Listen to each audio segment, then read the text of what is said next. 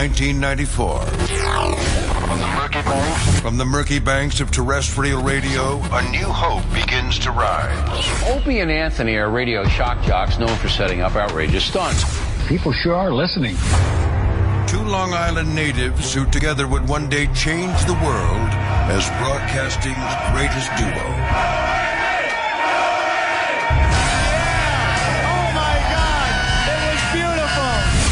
After 20 years, these children of the 80s have arrived. Their hugely popular radio show is not just in New York anymore. Opie and Anthony show. The hottest show there is. Through 55-gallon drums and wiffle ball bats. Oh, and you push it in until you're comfortable. From mayors to mayor. It was an April Fool's hoax by two radio disc jockeys. With bottle rockets and bra bombings. And wieners and pigs. Opie and Anthony got their hands on the photo and tweeted it. Two men that have taken a box of cocks further than any. Well, these people will definitely stop. Guaranteed. Lift up the... They've met friends along the way. Is this Jim Norton? I have a raging hard-on right now.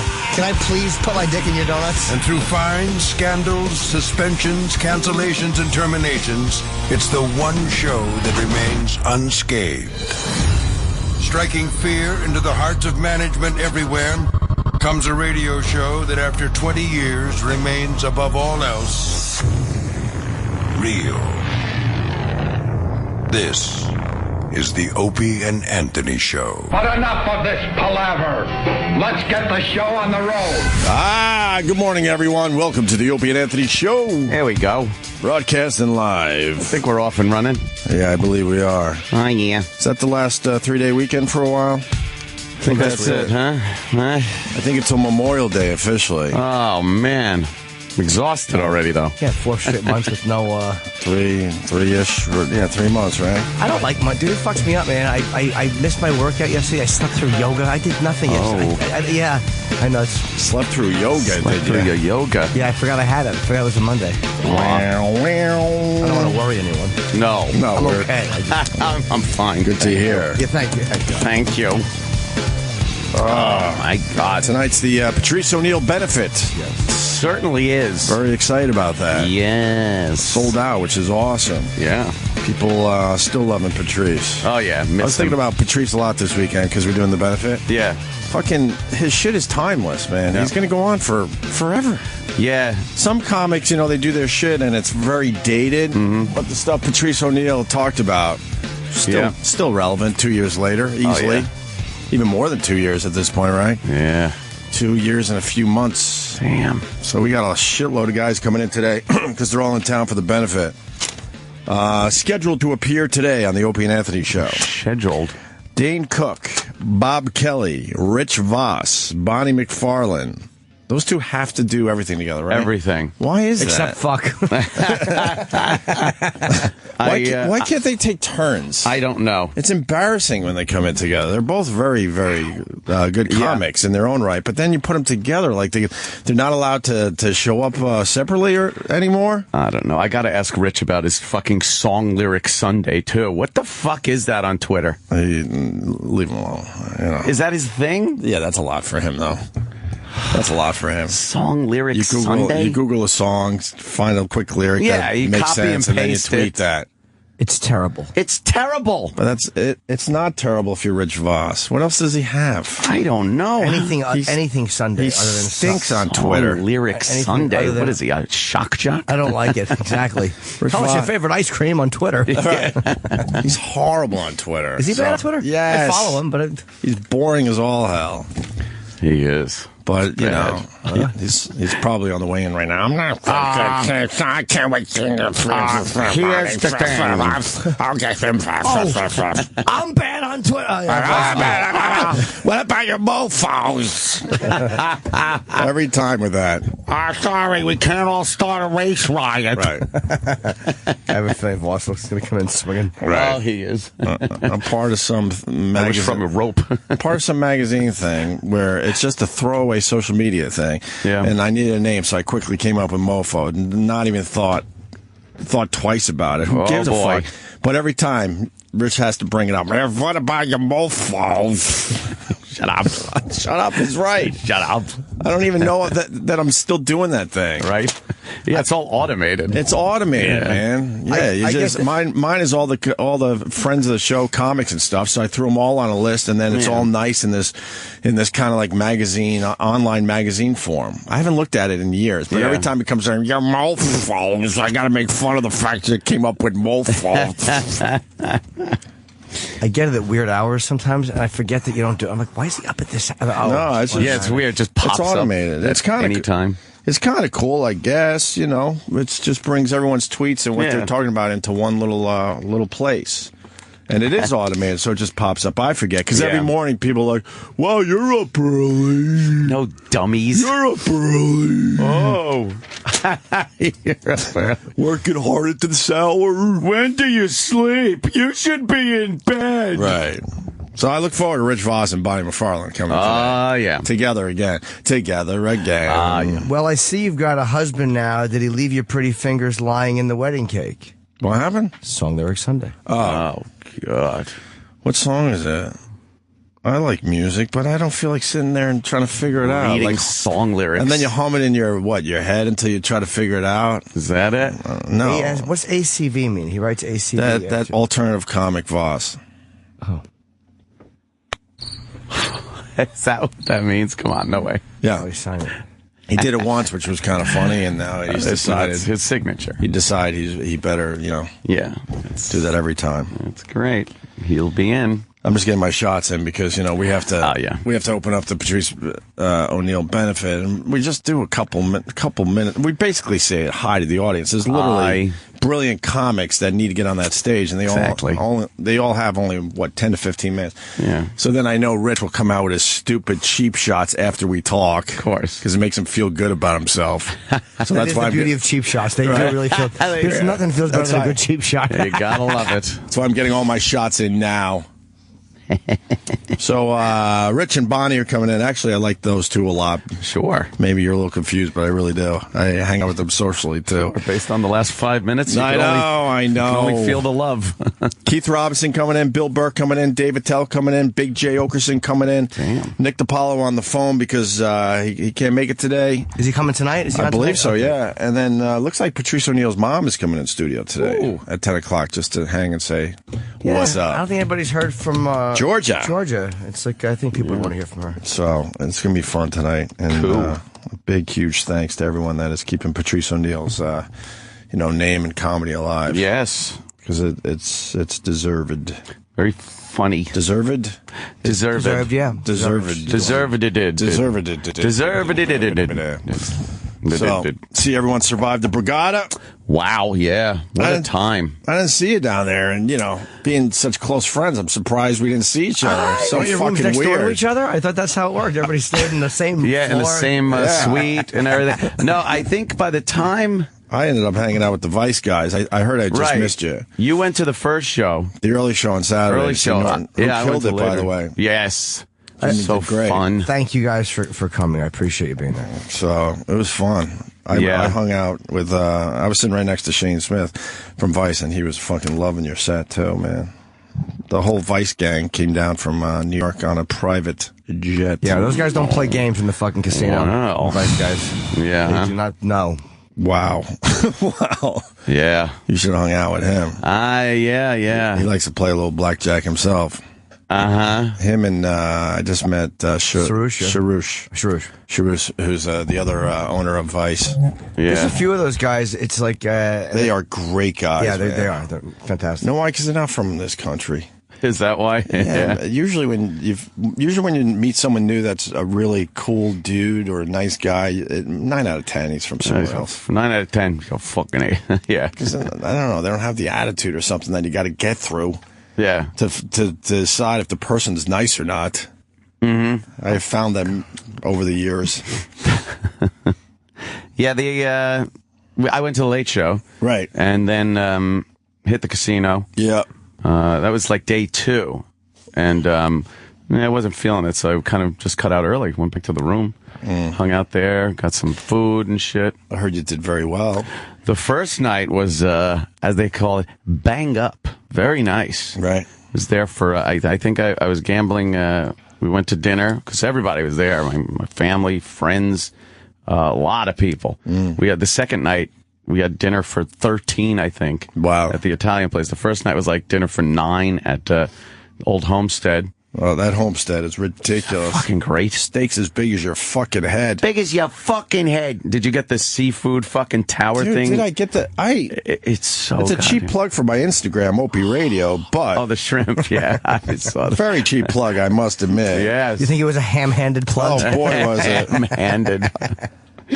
There was a time I would try to sneak in like the plugs like and make them smooth. Now I don't give a fuck. No. Just follow the fuck out of me on my shit, will there ya? it is. Look at that. And then fucking some shrimp. fucking asshole goes, "That's not a shrimp, that's a prawn."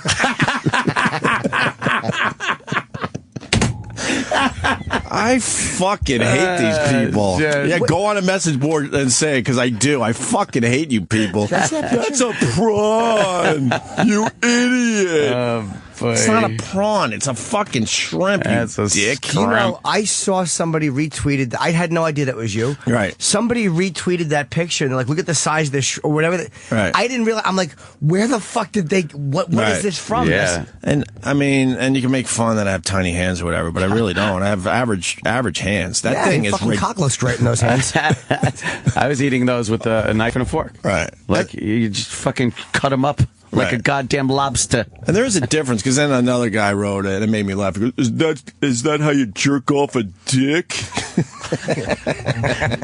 It's just. But that is funny. There's a difference, okay? There really is. But to say that's a prawn, what a fucking loser. It's not a prawn. The Homestead, they just love making, they love serving you giant things. Just giant fucking... Did you see the baked potato? Meat, I've never seen a potato that big. And then they piled the shit on top, obviously, but the actual potato was like... It was like a mini football. Where they get that shit, it's fantastic. It was great. Yeah. Really good. A lot of people. Were you buying the Opus One like the Vice people were? In the Magnum size? No, not the Magnum. 2 G's a bottle? I'm like, these fucking guys don't play. 2 G's. No, me and Uncle Tony were going through some $250 bottles. Sweet. Around there. What's Opus One? Is that the name of the wine? Opus One is pretty strong shit. But is it strong meaning good? Is it good when you drink it? Can you tell like this is a fucking different kind of wine? Absolutely. I had some of that. I had some of that at home, and Opus just decided like on a Thursday to crack a bottle open. It's like why? I don't want to share it with anybody. It's all mine. mine. How was it? It was so good. It was good, right? Yes. It really is a good good bottle stuff, of wine, man. Yeah. Yeah. Then I went to down to the casino, and Friday? Yeah, Friday was fucking great. Right. Just tore it up, yelling all the usual. Blackjack 7. Yeah, there it is. Jesus. There's the winnings. That was good. Jesus. That was a very good fucking. And then don't pay taxes on that shit. What? Don't. I pay everything. Don't, man. I give my fair share. Yeah, but you got to look into the shit, man. The government, you know, they don't know how much you lost gambling. Exactly. So, you know, you should get the write-off on all the money you lost gambling. You got to keep tabs on that. Somebody was telling me this weekend they fought this shit. Yeah. They're fighting this shit. It does, balance out. Of course it does, because they don't give a fuck all the money you lost. They're not giving you tax breaks on that. Should give me a fucking, yeah. Oh, the fucking government taking a piece of your money? But I'm saying it, yeah, but it doesn't work the other way when you know, gamblers like Ant, who, you know, they're up, they're down, they're all around. Yeah. All the times they're down, you know, you should be getting a write-off for that. Yeah, it's not. But they ignore that part of it. Sure. But if you get a big hit like you did this weekend, they're going to want their taste. They want their little fucking piece. I would piece hide of the that action. shit. Put that in your fucking mattress. Bury it in a hole in the backyard. That's right. That's right. Yeah. That was fun though. We had a really good fucking time with the family. Came down nice and fun. Very cool. And then went back home, and I started getting into fucking House of Cards. Well, oh my god, House of Cards is great. Good fucking show. Right. Finally, I'm like, good, a show I could sink my teeth into. God damn, very good. Kevin Spacey's fucking great. He's great in everything. He really is. Even in a Goddamn shitty guy. movie, you could guarantee he's Yep. going to give you a good performance. He's one of those guys. I love his little narrations. How do I do House of Cards? Is it Netflix? Netflix exclusive. I could start today. Yep. Nice. And it's fucking... It's good. It's very good. I never saw it. I like the way they do a series now. You just go on and watch the whole fucking thing. Watch the whole thing. And True Detective you got to watch, too. People have been telling me... True Detective, House of Cards are the hot That's ones. good, and then they say, it's not so good. I'm on I know. episode 4 out of 5 of True Detective, and so far it's really good. Yeah? It's, Okay. It's got a weird, what would you say, a 9.5 weeks vibe. What was the movie with De Niro and where he played Louis Cypher? Oh, that was Angel Heart. Angel Heart, It's right. got that kind of a vibe because it's in New Orleans, but it's good, man. Yeah. What's her name? Naked on the bed, sweating, getting banged. Oh, yeah. Who? Holy shit. The cute Huxtable girl. Yeah. Oh, you mean that in Not 9.5 Ray. weeks? I was going to say Ray Dawn Chong. Oh, no.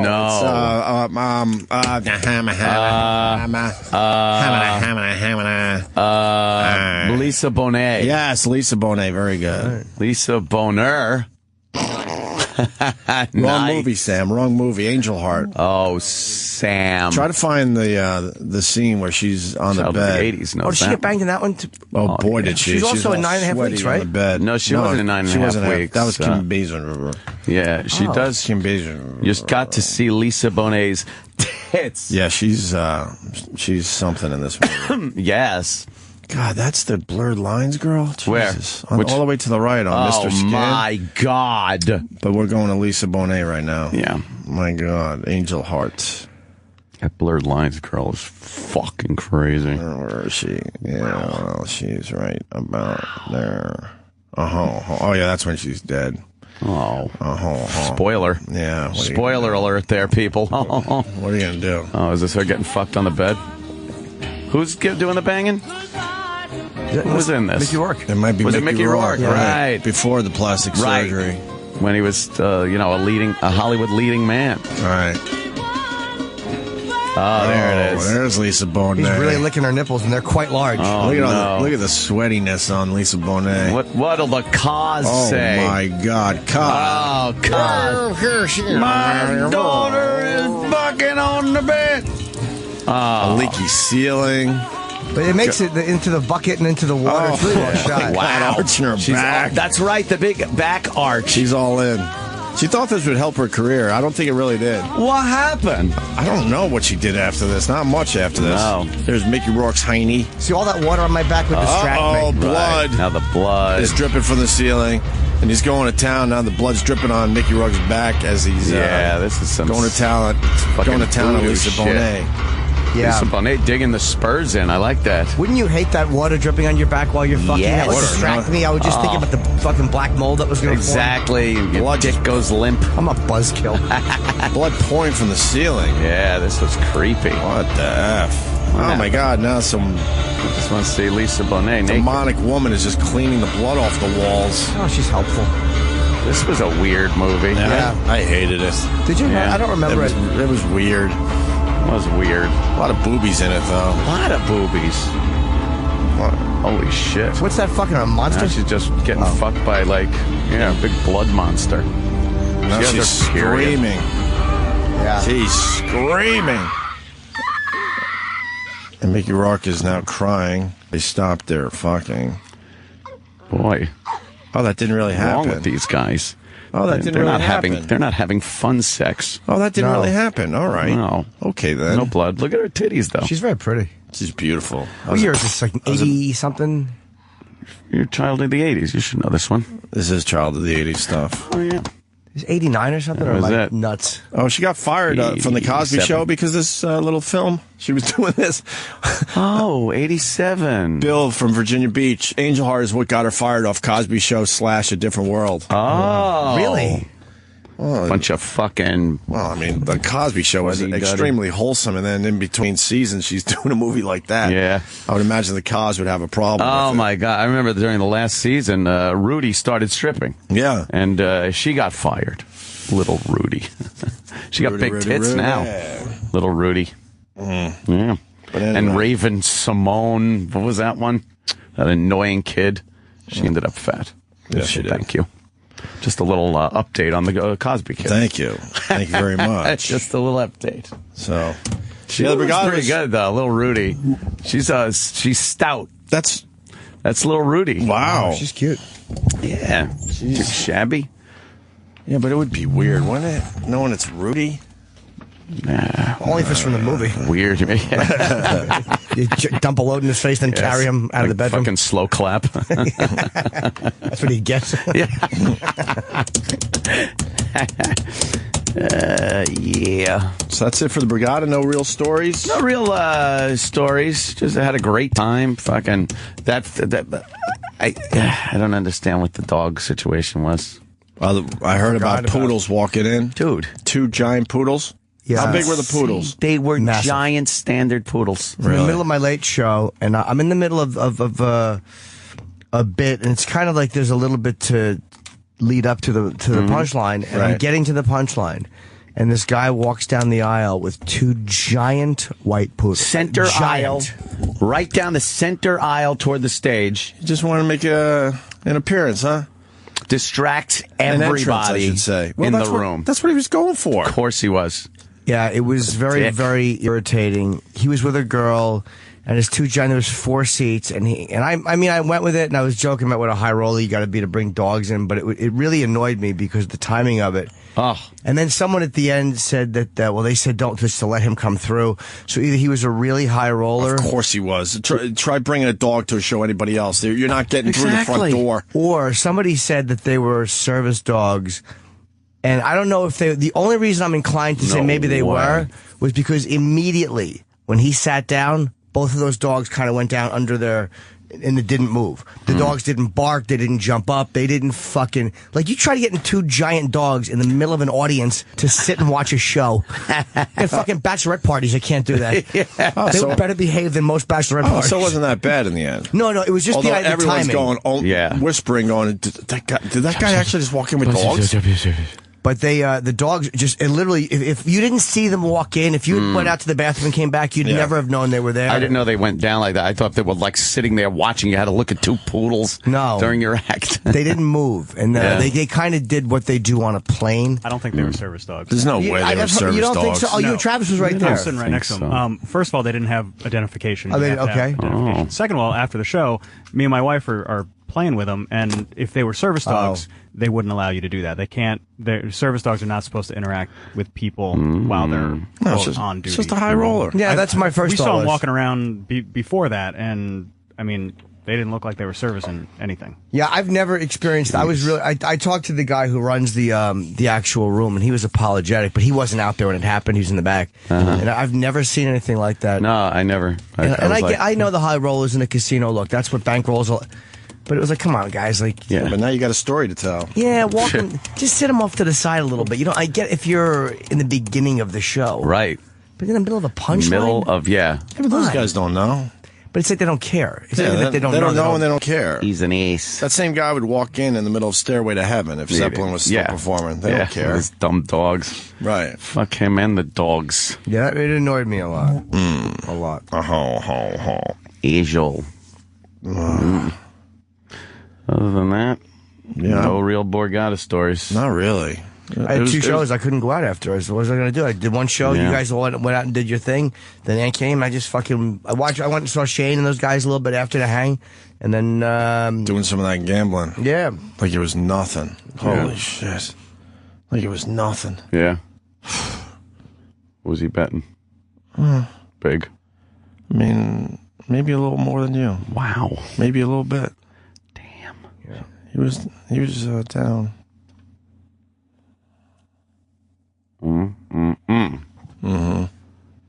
At one point. Wait. Is that? I don't know if it did. Is that? There's a K there. Of course. Yeah, that's big. But it was how they were doing it. Yeah. They were just having small talk with us and everybody else. Like, oh, how did I do? Oh, all right, whatever. They weren't even focused on it. Yeah. I mean, they know how to play, but they weren't like, oh my God, this is everything to me. They're like, oh, okay, whatever. I lost that. It was unbelievable. My strategy is just to harass the dealer for 12 straight hours. Right. I was going from 9:30 a.m. to 9:30 p.m. to 9:30 a.m. and just a constant barrage at the dealer of my little card catchphrases that I will yell out. And then there's a lot of fans of the show there because of Jimmy's show. And they start yelling out my little catchphrases before I even had a chance to. Right. Became ridiculous. Ridiculous. Yeah. Snowman. What did the Germans say? 999. Oh, just yelling. Oh, really? Yeah. What do I need on top of that ace? Royalty. Come on. Yeah, fat card. Oh, it was crazy. That sounds like a lot of fun, actually. Oh, it was a lot of fun. You see him doing the fucking ace clan hood thing. I'm like, Yes. what is he doing? He's putting a little triangle over his head. I put the triangle over my head with my hands. I go, pointy card, pointy card. Wow. And they give me an ace. Or they give me a 4 sometimes. And I go, one leg short. You know. One leg short? Yeah. You actually say one leg short? One leg short. You just got to turn it on and keep fucking pounding like that. When you get a 4, you ought to go, ace doing yoga. I'll add that to the repertoire. That's nice. I don't do a lot of gambling, but I'm finally sick of something, though. Yeah. I realized the dealer making believe that that they feel bad that you didn't win. Yeah. Oh, God. It's such bullshit. Oh. Like they sigh when they turn over their 21, like,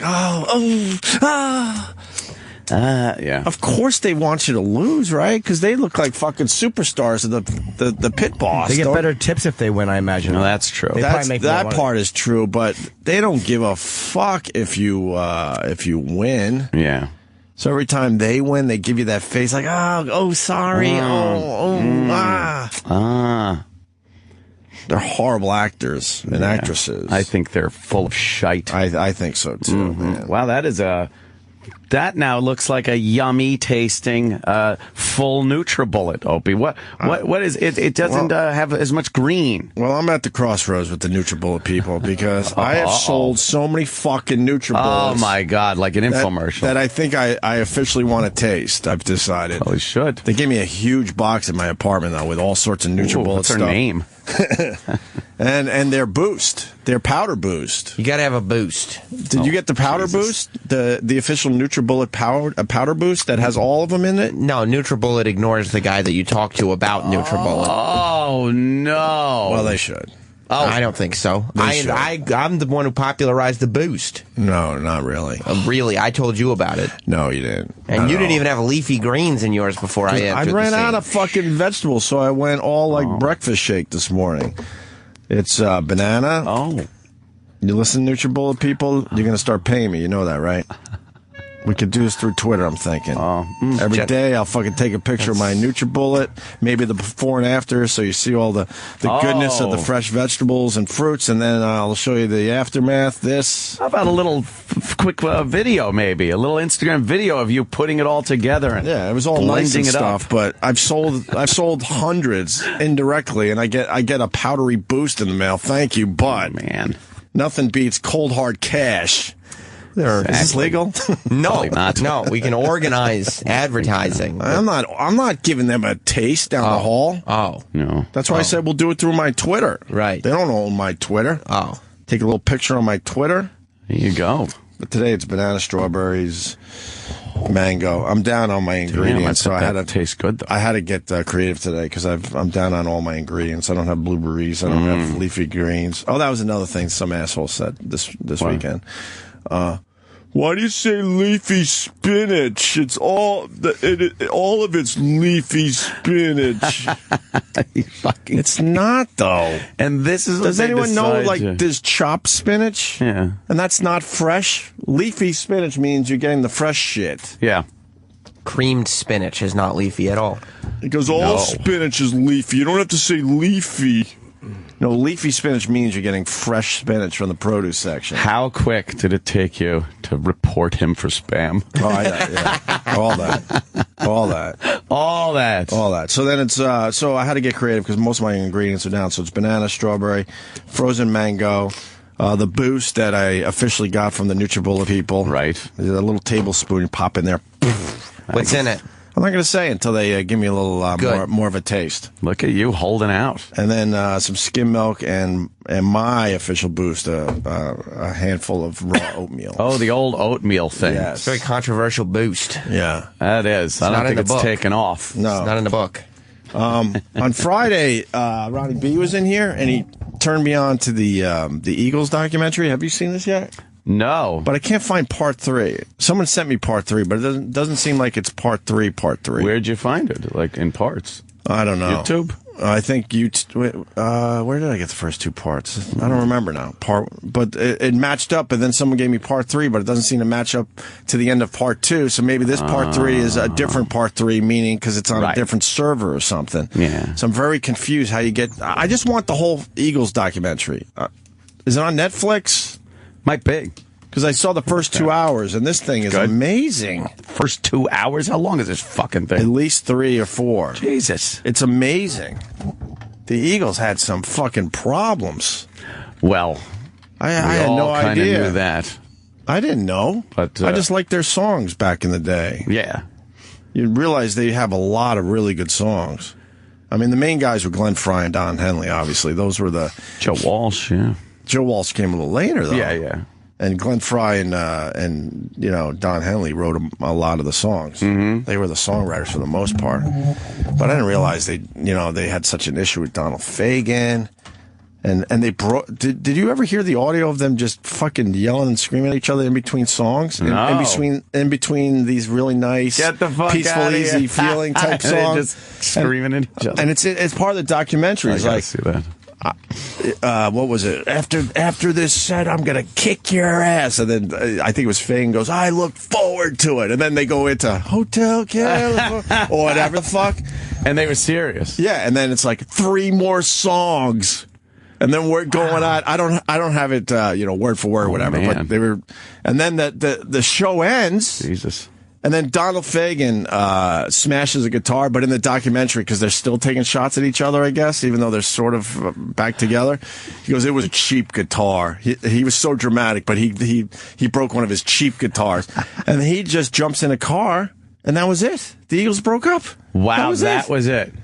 Oh, you got the audio of the... This is the trailer. It's the best I can do. Yeah, start over. Damn. But I want to thank Ronnie B. I meant to text him. I love this fucking thing. It's called The History of the Eagles. And it's did you know Showtime documentary. Showtime. Did you know in the beginning that Glenn Frey and Don Henley backed up Linda Ronstadt for a while? Oh, they were...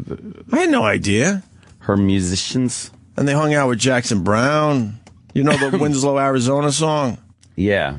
Fucking Jackson Brown wrote the first fucking line of that song. Really? And kind of gave it to the guys because I don't really know what to do with this fucking thing. But he officially wrote the first fucking, the winds. Take it easy, yeah. Yeah. But he wrote the first fucking line of that song. I had no idea. Well, he was fucking Linda Ronstadt. Hey. Was he? Yeah. Oh, I didn't know that part either. Jackson Brown he might have knocked her around a little bit back in the day. Here's the trailer for the Eagles documentary. I hope they have that audio. It's not a lifetime career that we can do, so... It's not? For the very first time, hear the stories about the music. I'm absolutely crying. From the people who made the music. Well, I'm running down the road trying to loosen my load. I got 7 women on my mind. Being in the Eagles was a blast.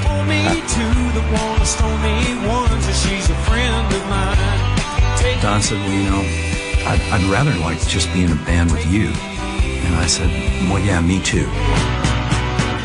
He said, if you want to make it, you're going to have to write your own songs. And I said, well, what if they're bad? We wanted to get better as songwriters and as performers. I think they were very ambitious, particularly Glenn. 70s. It's just about a journey from innocence to experience. People will lose their minds, and I don't blame them because I did it again. It's not Donald Fagen. I know that's Steely Dan. It's Don Felder. Don Felder. I did the exact same thing on Friday. I apologize. You're absolutely fucking right. Don Felder was in the Eagles. Well, no reason to mention it now anymore. Yeah, please don't. Except for when the replay goes and then people on Twitter. I accept I'm an asshole. I apologize. Oh, man. I said that on Friday, too. Donald Fagen instead of Don Felder. Continue. Sorry.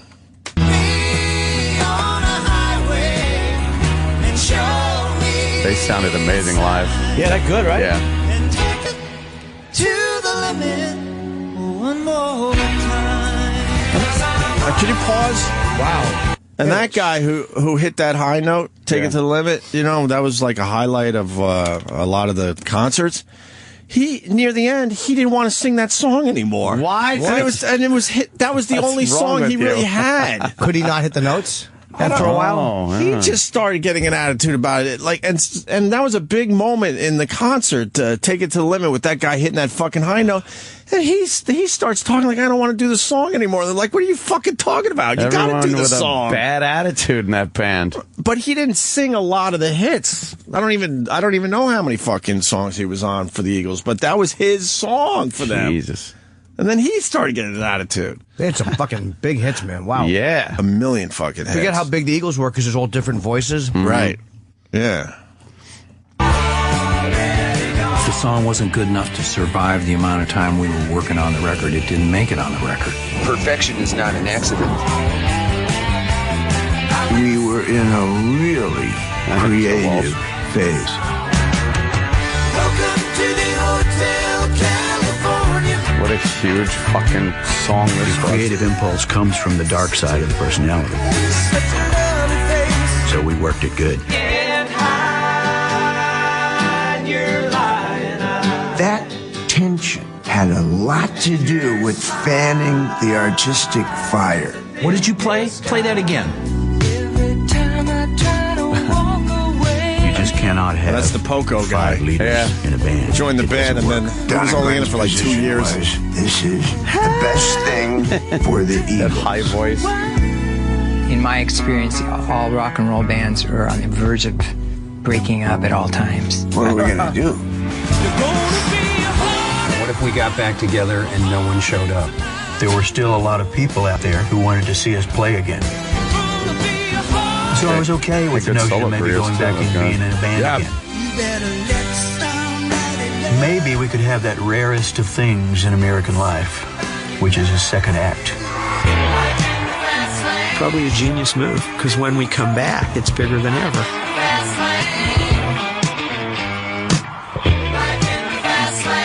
Pretty good. I gotta see that shit now. I didn't give anything in that trailer, though. Well, and here we are bitching, because usually when they give too much, we're like, fuck, you gave away the whole thing. But for these purposes, I needed a few little things. But it was a 2-night premiere event. Oh, so February it's 15th and 16th on Showtime. Oh, that's the problem. Part 2, is it? So, wait. Part 2 was on Saturday. Part 2, but I saw part 2 already. So how many parts is this? 2. You can on demand that shit? Then that's maybe? what I'm talking about. My part 2 doesn't match up with that part 2. So my part 1 and 2 might be part 1. Maybe they're just showing little bits of all of it. Yeah, you probably have part 1 and 2 of part 1. That's what I'm thinking. So the part 2 that I just got might be the part 2 of the 2 parts of part 2. Huh? Hey. You know what I'm saying? The second part of the part 2, I think. Because it seems like it's a little too far ahead. Because I would imagine they go through what happened from 1980 to 1994 with these guys. Yeah. Because they broke up in 1980, and that was it for 14 fucking years. Until the Hell Freezes Over tour. Glenn Frey said something. He goes, "We never went away because all of a sudden they invented classic rock radio." And they just played our songs over and over and over again. So it was like we never fucking went away. But we did for 14 years. Glenn Frey seems like he's was kind of hard to work with. Hard to work with, a little bit? Yeah. Are they all still living? A little bit. I believe we got most of the Eagles. Yeah. We got the Henley. We got Glenn Frey still. Joe Walsh. That other guy from Poco, I always forget his name. The other guy from Poco. Right. The high voice guy. Well, no, the high voice guy, he left the band, and they said, well, let's get the Poco guy. Poco guy. But he sings the songs that don't sound like Eagles songs. Right. Like you hear him on the radio and go, who is this? Oh, it's the Eagles. And I think the Poco guy decided to do the one, Take It to the Limit with the high notes, I believe. Yeah. They said, screw him, we'll just go get the Poco guy. Right. Who's not really making a lot of money with Poco. Of course he'll join our band. He doesn't have an attitude yet. I love rock documentaries. I'm so happy this is out there. Rockumentary, if you will. Yeah. Rock documentaries, rockumentaries. Rock docs. Rock docs. Rock docs. A rock doc. But it's just so weird how these songs that like the back of your hand, how they come about. Glenn Frey was driving with a drug dealer, and the guy had a lot of drugs on him, and Glenn Frey's basically like, what the fuck are you doing? So, hey, man, life in the fast lane. And then Glenn Frey goes, and then bing! Yep. And that's where that song came from. Simple as that. Jeez. And then Glenn Frey said, I couldn't see a goddamn thing. I was like, what? Why are you singing at me? Smugglers Blues. Smugglers. They did all right. They had some solo success, those guys. Don Henley did really well. Boys of Summer. Yeah, a few. Sunset Grill. A few of the big hits of the New 80s. York Minute. He was a fucking... one of the standard guys you'd hear all the time on rock radio. In the 80s. Absolutely. He did great after the Eagles. Did they sell big when they came back? It looked like they did pretty well in the arena, but they didn't sell out like the stadium, but it seemed like they did well. No, they did extremely well. And then I think they threw a little greatest hits album out there or something, too. So made money off of that. Well, and who's the drummer? Don Henley. Oh, that is okay. Yeah, drumming and singing. That weird drumming and singing thing. I know. You just watch him do Hotel California, and he's just fucking effortlessly singing and fucking playing the drums. Yeah, how do you not go, Hotel? I know. I can't imagine singing and playing the drums. I can't imagine either of those things. Without singing on the beat. I can't even do a live read without taking a big gasping breath of... Getting a gasping breath of air to get to the second half of it. This guy is singing Hotel California and drumming. You're right. Drumming. It's crazy. I still don't know what Khalid gas is. In Hotel California, the warm smell of Khalid gas. Right. I don't know what that is. What is it? They've been trying to figure out that song for God knows how many years I know what the song's about. I just don't know what Khalid gas is. The song is a hotel. And it was in California, and apparently they had great rates. They would allow a late checkout. They were very good with that. It's just a boring song about a hotel. Yeah. You get turned down service. Yeah, exactly. And I had a do not disturb on the phone. Boo. This song's terrible. It's literal. It's all literal. What is Khalid gas? I have no idea. But you know, that's the lyric. Is it the lyric? The warm. Am I wrong? Have I been wrong all these years? I don't know. I thought it was some kind of dust. What's that lyric? Warm smell of... I don't know. You could certainly... Colitis. Oh, okay. Khalid gas. Dope. Colitis. What is colitis? Well, look up colitis. Okay, good. Colitis, maybe? The warm smell of colitis leaking out of the bag. Warm smell of colitis. Oh, my God. The answer is very long. Why should it be warm? It's long. Very, very long. It should just be what it is. Oh, okay. This place is trying to explain that word by explaining the entire song. No, I was just reading it. Yeah, just no, but I'm trying. What does colitis mean? Oh, I didn't know that. Hotel California. Oh, it is a metaphor for cocaine addiction. Oh. See, I had no idea, but that makes me sound like I had thought that. Right. It is a metaphor for it is. Oh. But the band will tell you it is whatever you want it to be. Oh, that song. Fucking cop-out. Hate that. Oh, wow. Don't leave it up to me. No. Exactly, because I'll just make it about a nice hotel. Yeah. With good windows. Yeah, you wrote it and I'm asking you. Just fucking tell me. Hate that shit. Don't leave it up to me to decipher. It's up to the interpretation of the... Fuck, shut up. Exactly. Don't do that with songs, movies, nothing. Why don't we take a break? Yeah. Congratulations to Jimmy Fallon. His first show. One and done. Yeah. One show done so far. Got it in. And he had U2 on the top of 30 Rock, right? Yep. Do we have that performance? Yes. What did they play? Get Back? They played their new one.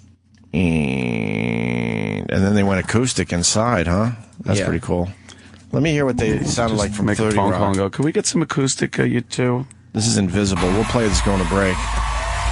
Got a very, very busy show today, so we're going to go eat. Wow, they're really on the top of... Must be cold. And I can't think of a better band to be up here with. Here to perform their new song, Invisible. Ladies and gentlemen, U2! From the roof. Crazy. Wow, look how beautiful that looks. Well, you can't. It's radio. Look it up. All right, we'll go to break with this.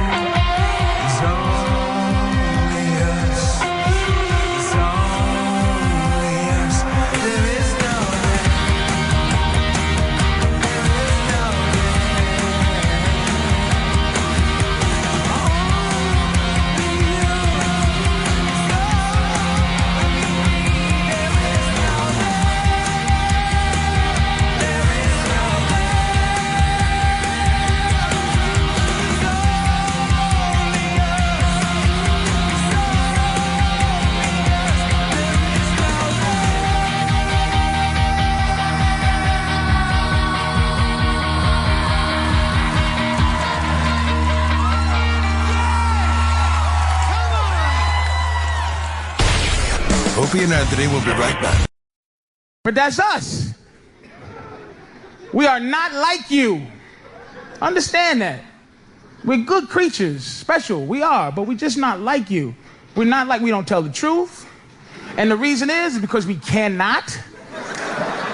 Truth is, here's what truth is. Truth is a feeling that goes from your gut to your mouth instantaneously. Women get to be truthful. You get to say, and you say any kind of foul, because you don't have an editing. It just comes up. 2 + 2 is 7. Just say it. I don't care. And you be like, it's 4. It's whatever I want it to be. I'm gonna talk if I feel like it.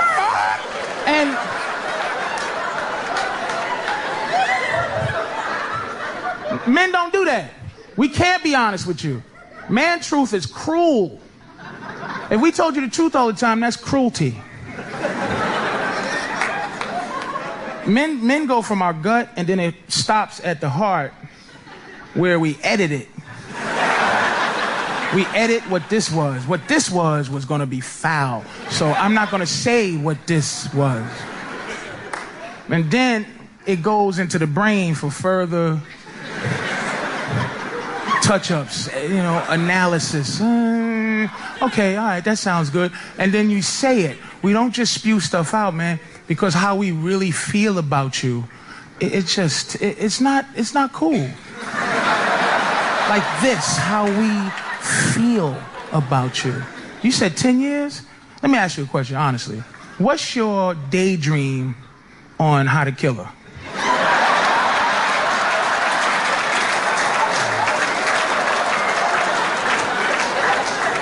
You want to get me killed?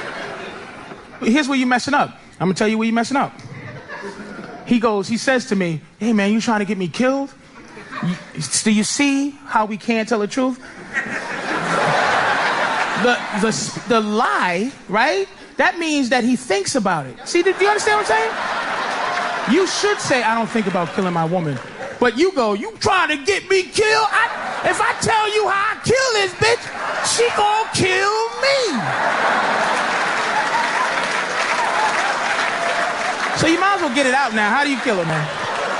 Just so she know. How do you daydream about it?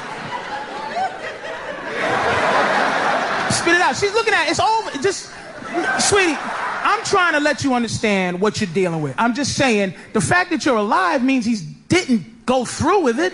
He just... And I'm going to tell you why guys think about killing their women. It's because we love you. Because I want you out of my life.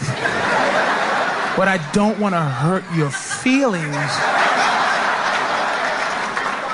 So I'd rather you be dead than to break your heart. So we think about how do we kill this and get away. How do you do it, bro? I'll tell you how I kill my girl. I put a pillow over her head and shoot her twice with a silencer. And the feathers come up and I look under the pillow and her eyes still be open and I close her eyes and I kiss her softly on her face, but she's dead. You might as well spit it out because it'll help you now, because it'll be, you can blame it on the whole situation instead of later when she's like, so, you Puerto Rican, right? Cuban? Oh, Lord have mercy. Like, whatever accent and whatever anger she does in Spanish, she's gonna be on you. So you might as well just say it. Think about it. The Opie and Anthony Show is back on Sirius XM. Me. Oh. Oh, God. Turn this up to annoy the people. Little Yoko.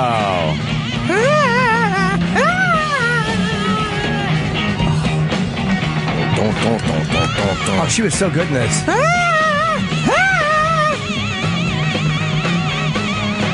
With just rock legends playing instruments around this her. Piece of shit caterwauling. You don't think she's good? Oh, she bad. This is from Rock and Roll Circus? Jay Moore turned me on to Rock and Roll Circus. My God. Go check that out. And there's Yoko. Just as you got legends jamming. She's just stealing the show. She's 81 today. What a fucking attention whore. Her dumb husband is the one that did this because she couldn't have gotten that lineup without stupid cuckold John. Yeah. Yep. Forcing everybody. Listen to my wife. Oh. Stop with your screaming. Nah, she was good though. Untalented piece of shit. You see the art show she did? I'd pay to see that. I'd pay to check it out. It proves art can be shit.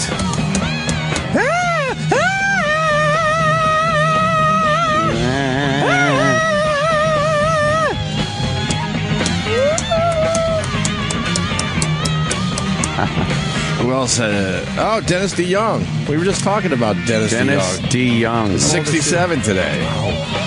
And I was told over the weekend that he's still doing sticks. He's still doing sticks. Really? Yes. Oh, yeah, there he is. You know, on the way to Brigada, I saw the Foreigner guy on one of the billboards. The old lead singer. Lou Gramm. Thank you, Lou Gramm. Yep. Because we were just talking about all this stuff last week. Yeah. And he's still doing Foreigner, right? And he was in the original lineup, obviously, and sang all the hits. Right. But he can't call his band Foreigner. So the billboard says, Lou Gramm playing the music of Foreigner. But it's his... But I guess that's his workaround, so he can continue making a living. Whatever the music works. of Foreigner. Because the other guys are doing Foreigner without Lou Gramm. Even though Lou Gramm was the voice of Foreigner. I felt bad for him. They got some younger singer or something like that? Yeah, that guy that we made fun of.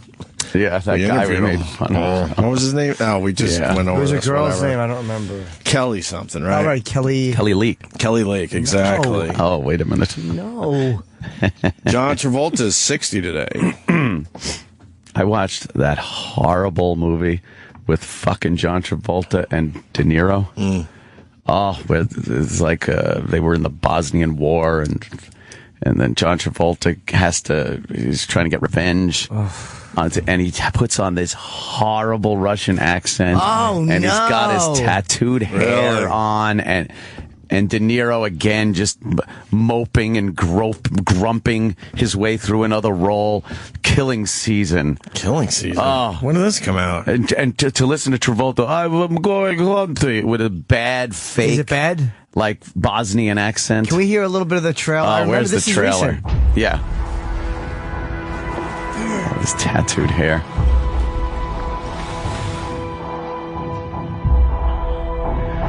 Where are you going? Hunting. Oh. Hey, Dad, it's Chris. Tomorrow is Matt's baptism. We were hoping you'd come down. Things just keep me a little busy up here. It's so bad. You sure you're all right out here? I'm gonna head back. You're welcome to join me. Long way from home, aren't you?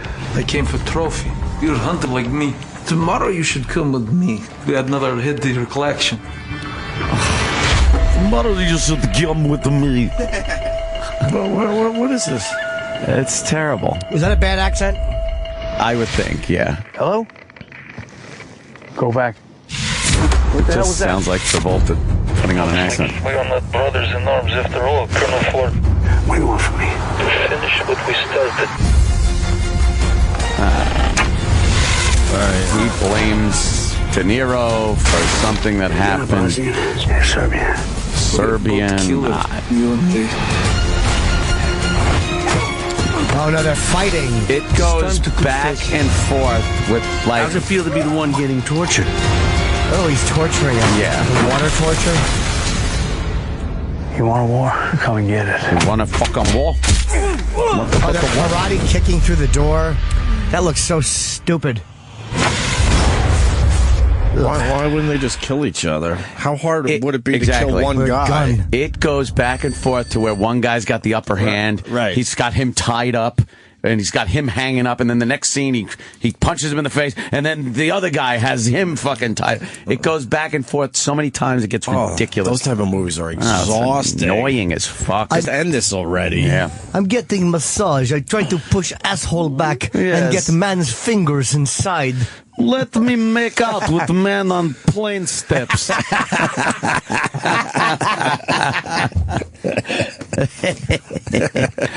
Yeah, it's pretty goddamn bad. Was it just another like easy 1, 2, 3 thing for De Niro? Yeah, De Niro just limping his way through another fucking movie. I saw a movie. It was an old movie with De Niro.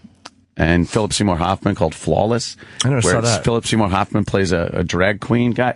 Wow. He's fucking amazing. How was De Niro? Was it good? So good. De Niro was good. It was like younger De Niro, a little, not really younger, but I mean, not as old as he is now. Right. And it was when it came out in 99.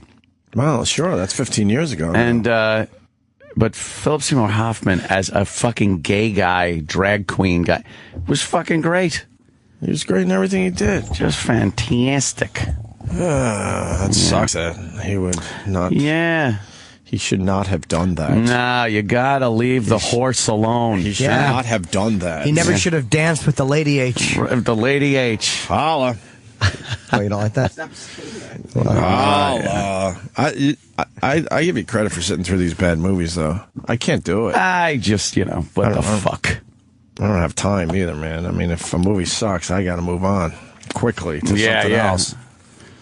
I don't have the luxury of just hanging around watching bad movies all the way through. But I never did. Oh, God, no. If I'm not into something, I'll turn it off. No problem. I do enjoy a certain type of bad movie. Like that Travolta De Niro one was so bad, but I was just like, this is fucking horrible. I gotta watch it. But what sucks, you just turned me on to it. Now I gotta see how bad it was. You at least gotta see a little bit of fucking Travolta's bad accent. We got to get through some of this shit because we got a whole bunch of guys coming in today. Oh, yeah. Everyone's in town for the Patrice O'Neal benefit that's going down tonight. It's a sold-out show. And we have Dane Cook, Bob Kelly, Rich Voss, Bonnie McFarlane, Keith Robinson, Bill Burr, Dave Attell, Big Jay Okerson, and Nick DePaolo on the phone today. Nick is the only one on the phone. Everyone else will be live in the studio. Imagine that. How awkward of a fucking segment would that be? Oh, God. They're all on the phone. At the same time. And then Patrice O'Neal's mom is coming by to say hi and to thank everybody for doing right by her son. So. Yes, that was a great bit during the break. Absolutely. Fucking... like I said, timeless. Patrice puts shit. It's just... His shit is so timeless. Funny. Yeah. It'll go on and on for a very long time, his material. We got another fucking radio station in... Well, DJs, I guess, in trouble. Fired so fired? What'd they do? Yeah, they're fired. Yeah, they're so fired. I've been out of the loop as far as news this weekend. I saw a lot of people tweeting this story. It happened so much with DJs. I didn't even bother to see what this one was. What they did, or... I'm not even going to lie. They put up a fake fucking birthday invitation for children. Right. Like a fake birthday party invitation, and then with gay parents, and then they faked the rebuttal letter, I think. We will not be attending. I don't want to expose my son to your lifestyle. Uh-oh. And the whole thing was fake. And why would they do this? They're corny. Trying to make a statement or get a buzz, get people talking. See, there's a couple things going on now. Stupid. I still feel like DJs shouldn't be fired Not for this shit. They exactly. Shouldn't be, no. Even DJs I don't like, I still defend them because you got to defend the business in general. We're all in the same boat. But the other side of it, you got to be smarter. You know that this shit will get you fired. Don't you know the climate we're living in? You shouldn't be fired, but you should absolutely know this will get you fired. Right. So fired. So you got to cover your ass at this point. It wasn't even like joke. a promotion, though, or anything like wacky or funny. It was just they invented a news story to be outraged by. Right. The picture, they posted the pictures on the station's Facebook page. Now, the first photo is you're invited to Sophia's 7th birthday. It's a little birthday card. And it's a tie-dye party. Here's the date, where we're located, RSVP. Rainbow party. And then it says, then the invite was sent back. And it says, oh, yeah, rainbow party. A tie-dye party. What do you mean rainbow party? Rainbow party is When Jay, right? No, you go. Isn't that a rainbow party when you get blowjobs from a bunch of different girls at the party because then their lipstick yes. goes around your dick in different colors and stuff. Oh, nice. Yeah. So the invite was sent back, and with this note, Tommy will not attend. I do not believe in what you do and will not subject my innocent son to your lifestyle. I'm sorry, Sophia has to grow up this way. If you have an issue or need to speak to me... And they posted a number which went to one of the station numbers or something. Boy. So they made all that up just to get material? What hacks? And then that story went everywhere. Like the picture of this invitation went everywhere. They apologized, so they're in the apology stage, and they were suspended. So the next stage is fired. It is throwing them out, yes. Yeah, they got to suspend you first, I guess. Well, that's so they could have the internal investigation to see who knew, who else is involved, and fire them too, see? Because if you're suspended and then they sit you down and go, who else is involved, you're going to rat other people out. Oh, you got to sing. Like we never ratted anyone out. We never ratted anyone out. Take your pinch like a man. Dave Douglas, Bruce Mittman. Yeah. We didn't rat anyone out. When we got fired in Boston, we took our fucking beating. Took our pinch. These guys will get fired. 2,000 phone calls the message got. Got 2,000 messages. So they were just trying to, get a phone topic going? Well, yeah, they weren't trying to be funny or trying to be... it was just... The problem, you can tell that they're finished because the GM of, I guess, Concert Media Long Island, the station's owner, said, we're still meeting with various community organizations and hearing feedback from listeners and the business community. He was distressed. He said that Harper and Carlson, who are the DJs, were being painted as homophobic and anti-gay in social media as the hoax revelation went viral. We're working with the gay and lesbian community to straighten that out. Straighten? Yeah, he said. Steve and Lena are extreme supporters of acceptance, tolerance, and anti-bullying, and both have very strong positive views on same-sex marriage. All right, so he's trying to stick up for his guys a little bit. They probably weren't. They probably are pro-gay, and we're just trying to get this conversation started. Right. But like just trying to be at the center of some outrage makes me sick that these cornballs couldn't find real things. Yeah. There's enough anti-gay sentiment. You can't find real anti-gay sentiment to talk about. You got to make it up. Make it up. Fucking assholes.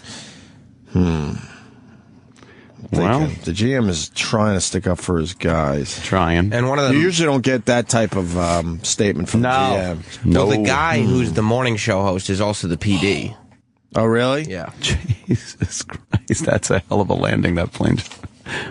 Oh, wow. Is that it? No. Wow. That was a bounced...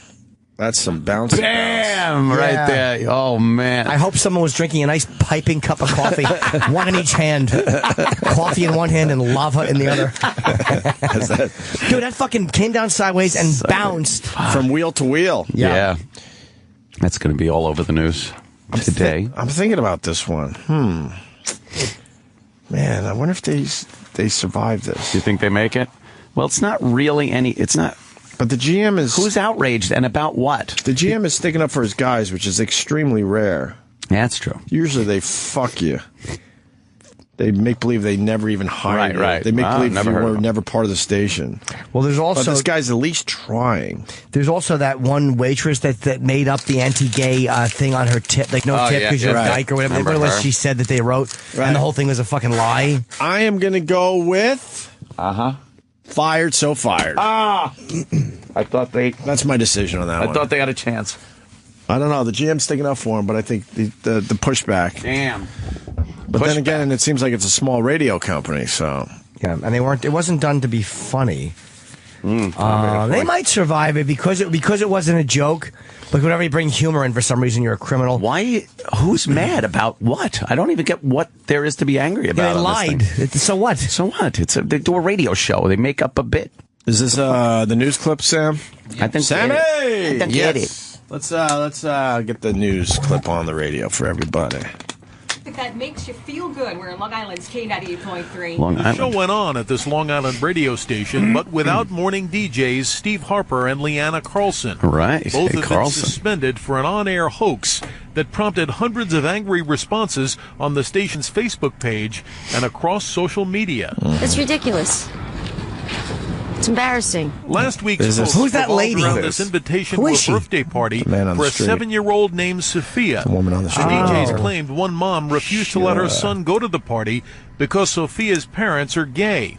None of it was true, and any outrage the story initially generated was quickly redirected at the DJs. Just a real dumb decision. David Kilnick is a leading Long Island gay rights advocate. He met Monday with the suspended DJs as the station decided whether to fire them. There was no need to make it up.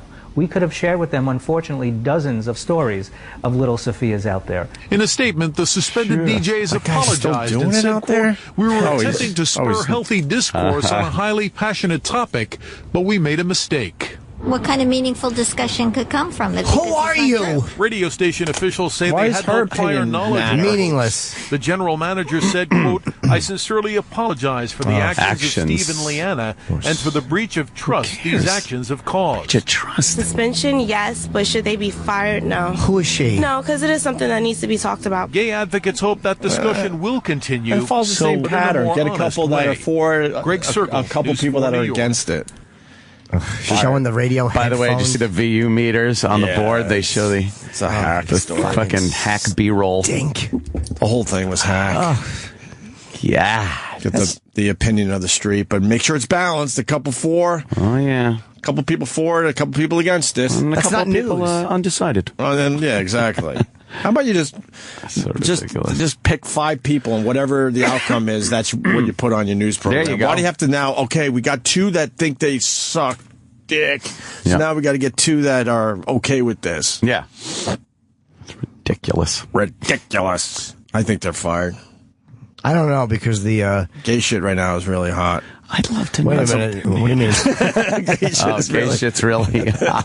gay shit is really hot right now out there. So I think that clip just got marked. that you can't fucking around with that stuff. I don't think that's a hot button. Because the intent wasn't anti-gay and it wasn't to do a joke, they may skate. That's the only shot they have at skating is because that's what they'll say. Like, what did they technically do wrong besides say something false? They weren't trying to fuck with gay people. That was just a stupid way to do it. Fired, so fired. No, you're getting tricked. I don't know. Don't get tricked. Fired, so fired. Yes. We always get lulled. Fired, so fired. Lulled to sleep on these things. That's right. They are. Especially because it hit the news. Because now people that don't even listen to K-Joy or any of that shit are now putting the pressure on. You know what I mean? Mm-hmm. And that's NBC New York, so that hit Manhattan. Yep. So it's not a little Long Island story anymore. So fired, so fired. Moving on. Moving on. What do you think of NBC making Bodie Miller cry? There was a lot of outrage over that. That was so stupid.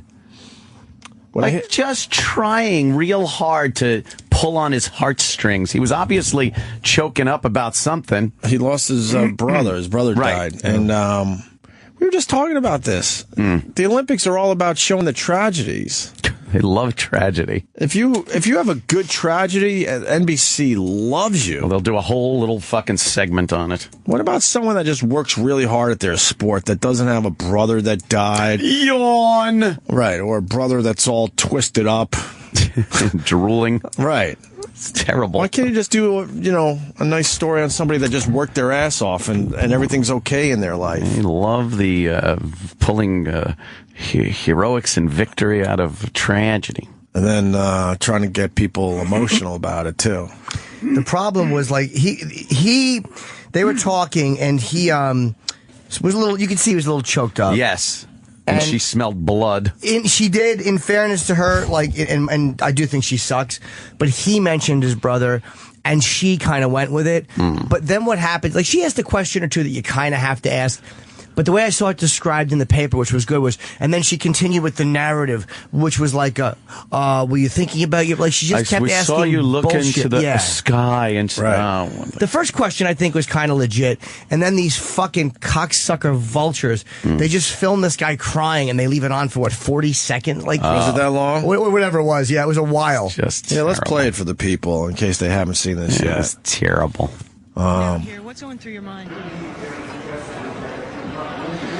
I mean, a lot, obviously. Just a long struggle coming in here, and just a tough year.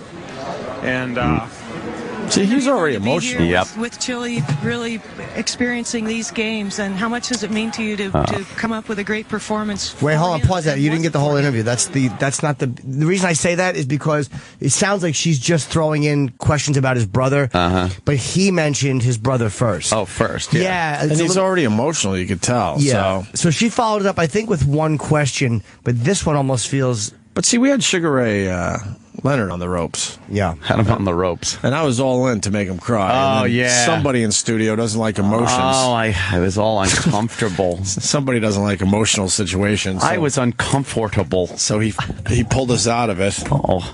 We were all in, but I wanted to see Sugar Ray Leonard break down and cry. I don't think I could have handled seeing that. I didn't plan on it. I mean, I was surprised they reacted that way to that question, but it just just got him. It was close. Yeesh. Is it? So this isn't the whole interview? No. But it's enough. It's the end part. You know, all right, keep going. I mean, I don't know if it's really for him, but I wanted to come here and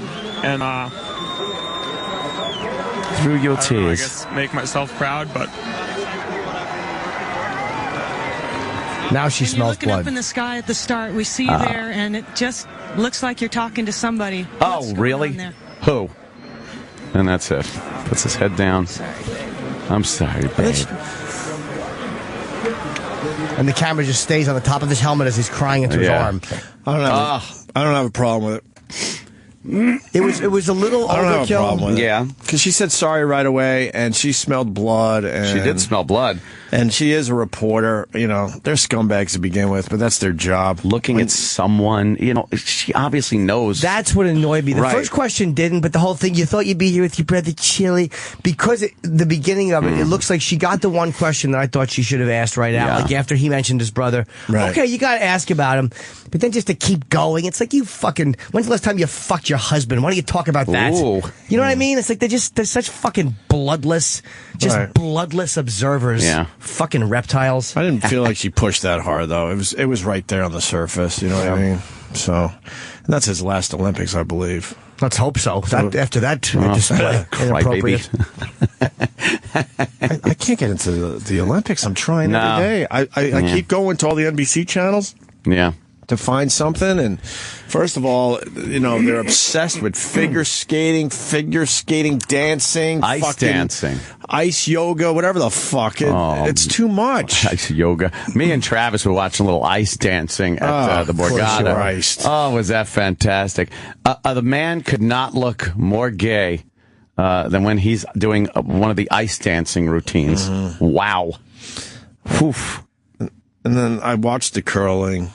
You know, more curling. The female American team is out of it. They were like 1-6 in tournament play. Done skate. Did you see the? Oh, you were probably gambling. The match right before Jim Norton's show, where the whole match was decided. Which are they called? Stones or what are they called? Buttons? Are they called houses? What are they fucking called? Those big rocky things. They had a measure to see who won the whole match. Wow.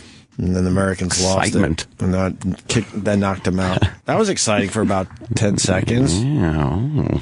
Although the snowboard cross, that event rules. Snowboard cross? What is that? I think it's like 5 or 6 people. Yeah. Start at the exact same time. It's like motocross on snowboards. Oh. All sorts of jumps and turns and fucking. It's whoever gets the finish line first? Yeah, they're almost like elbowing each other out of the way. I mean, it's so tight. That shit rules. But I don't get like the bobsled and the luge where you're training for 4 years and you lose by 1/100th of a second. Yeah. You're training for years just so you can make up a 100th of a second. That's it. 2/100ths of a second. That seems crazy to me. So you could go home and second guess how you pushed off. Well, if I would have, but couldn't the ice surface affect you by 100th of a second if you hit some dumb little thing that there's no way you would have been able to see, or does the course get softer if you're later on in the competition? Like I would think, that plays a part in you losing. When my losing days, we would always be obsessed with the time. Really? Yeah. Your losing days, huh? Have you guys seen the clips of Scott Hamilton crying after a male figure skater lost? What? Is this like a new clip? Let me say hi to Todd in Jersey. Todd, is this new?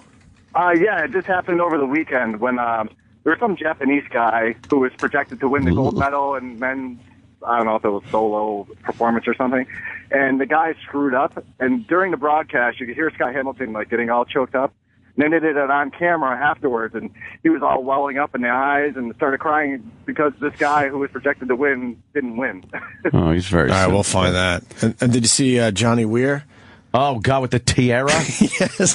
Fucking NBC is being held hostage by Johnny Weir. Johnny Weir. Because if they say anything, Oh, Johnny then they're Weir's going to go to the anti-gay. press. So at this point, Johnny Weir knows that, and he's got a tiara on. So he started out the Olympics, and I think they tamed him down a little bit. Right. He was wearing like a kind of regular clothes a little. He gated up a little bit.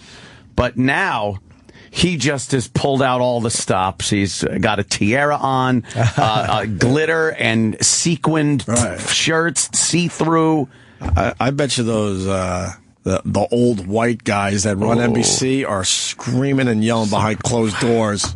Why we letting this guy out? But there's nothing they could do because Johnny Weir will make it a big fucking thing if NBC tells him to tone it down or anything. But he's now wearing a tiara on TV with Tara Lipinski. Can you see the tiara in that picture? I don't think you can see it now. Oh, it's the green one. Go down. Yes, the green jacket he was wearing. Yeah, this one.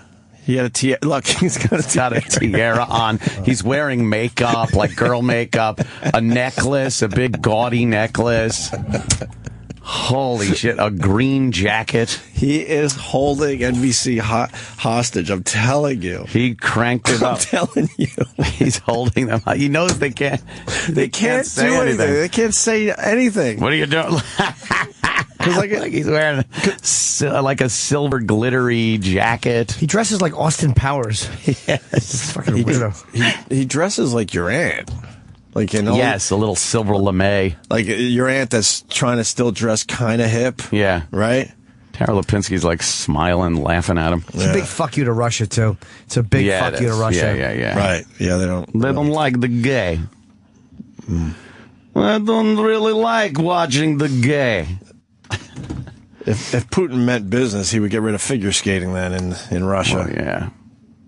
I think even the Russian figure skaters a little mysterious. Is that a giant flower he's wearing in that one? What is that? His hair is all puffed up. Oh, there's the pink jacket. I kind of like it because it's hilarious. Oh, there's the fucking he's wearing costume jewelry.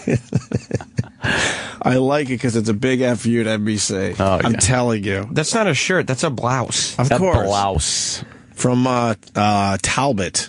Yeah. Talbot. He's wearing Talbot clothes. Is that the store? Oh, fuck. That Tara Lipinski's cute as a button, huh? Yeah, man. She really grew into a fine-looking woman. Yeah. Right? Yeah. And when you listen to them calling the skating, you just know when old Johnny Weir's talking. Oh, yeah. You hear a distinct, it's that S sound, really. Oh, dude, you don't fuck around. He was, like I said, he was here in a fur coat and high heels. Went into the men's room. He goes full gay. Yep. Oh, yeah. Yeah, I haven't been watching that much, though. Let's say hi to Nick DePaolo. Nicky. Hey, Nick. What's up, buddy? Somebody was in a fur coat. Were you talking about Patrice? Johnny Weir. Are you watching the Olympics? Yes, I have his poster in my bedroom. I think it's hilarious because NBC is out of their minds that Johnny Weir is showing up on TV in these get-ups. Wearing a tiara and fucking silver lame. Right, he's wearing a tiara now. And NBC wants to say something, but the gay stuff right now is it's an extremely hot topic. So if someone is going to do this on your network, you can't say anything because he'll go right to the press. When hasn't the gay thing been a big topic in this country? I'm getting a headache. I've had enough. Right? I mean, I defend them, but Jesus, enough. Can I watch, Can I watch sports without being inundated with it? I mean, No. I would love to see like Putin run into Johnny Weir in the men's room. Johnny Weir would probably like that too. Yes, that had to be Norton. Yes, Of course. Of course. Where are you, Nick? I'm laying in my bed where I'll be 2 seconds after I hang up. Ah. You guys do this.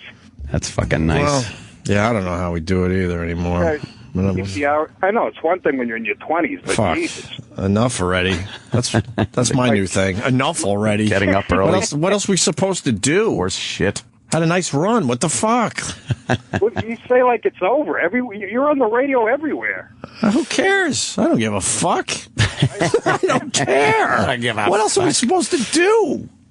That's the kind of attitude that got me in trouble at another station. Ah, really? Yeah. Really? Yeah. But my house is leaking like a sieve right now. My TV room, I have like 3 buckets in there. What the fuck is that? The ice? Yes. Yeah. All it's got is a jam like a foot of ice that has nowhere to go. You got the ice dam, they call it, and then the water backs up under the shingles. Yeah. Oh yeah, got to clear out those gutters. Yeah, you got to clear out the gutters. We gotta make sure your roof soffits are getting some heat in there. Yeah, I'll get right up there. Yeah, climb right up. Yeah, but what happens if it gets wet? Doesn't that how you get like black mold and stuff like that built up? Yes. Yes. There's other ways of getting black mold, Jimmy, you know. Yeah. Everyone has black mold in their house. Yeah. No. You do. You just don't know where it is. Oh, no. Absolutely. You can't keep your house completely safe from black mold. Not me. I got black mold from a prostitute once. Yeah. True story. That type of mold's not allowed in my neighborhood. Jesus. I keep that to a minimum. So, Nick, you don't watch the Olympics? It's a big... I do. You know, it's been sucking me in here. It's just a little inconvenient when, you know, you want to watch hockey, I'm going to set the alarm clock for 5 a.m. You don't watch hockey. If you don't do that, you go on the internet, I'm looking at porn, and all of a sudden I accidentally stumble across, a hockey score. Right. Ruin it for me. Have you actually gotten up early to watch it? Well, I have not. Well, the USA-Russia game was on Saturday morning. That thing was amazing. Yeah, I saw that. With Oshie taking the shootout. They just kept going back to Oshie, and he finally did it for the U.S. It was an amazing hockey game. Yeah, there was 2 times where if he didn't score, the game would have been over. Absolutely. And he came through. Right. I mean, I've never even heard of this kid. No, I don't really know much about him either. Yeah, you know, shootouts, they usually have a bunch of different guys on each team taking turns. But after a while, they said, fuck it, we're just going with Oshie over and over again. How many times? He had, 4? Four out of 6 or something. Yeah, 4 out of 6 of the shootouts. Yeah, he's unbelievable. I mean, apparently, he's known for this stuff, too. I mean, in the NHL, he's unbelievable. But I hate that shootout shit. I think it's so gimmicky. Play the fucking game. What are you gonna decide an NBA game with a free throw shooting contest? You do it Coney Island for your girlfriend, to win a stuffed animal. I completely agree with you. At first, I loved the shootout because it was so different. But now it's like, okay, it's a team sport, and now the game is being decided on individual skills. It doesn't make sense to me. But someone explained this is the preliminaries in the hockey tournament, so they have to do the shootout now because they have other games to get to. They just play one game after another. But when they get into the medal rounds, which is coming up very soon here, I guess those games they do play out. But they didn't do the shootout years ago, right? I don't think so. No, I don't think so at all. But I believe in the medal rounds they will play it out, though. They're not going to do the shootout to decide it. So that's good news. I'm going to have to Google that right now. Hold on a second. Yeah. let me Google. What other events do you like in the Olympics? I like the male pairs figure skating. That is good. Is that even an event? I don't know. I love that skeleton thing. It's That's like, crazy. hey, luge isn't dangerous enough. Let's put us face first. Yeah, I know. Why do you? They're doing 90 miles an hour, and their chin is literally 2 inches off the ice. Yeah. Can you imagine what that feels like? It's going to be unbelievable. If you crash head on, I've thought many times there's probably going to be an injury suffered. Oh, that's very good. Oh, my God, logical. you're going to disintegrate like a stuffed animal.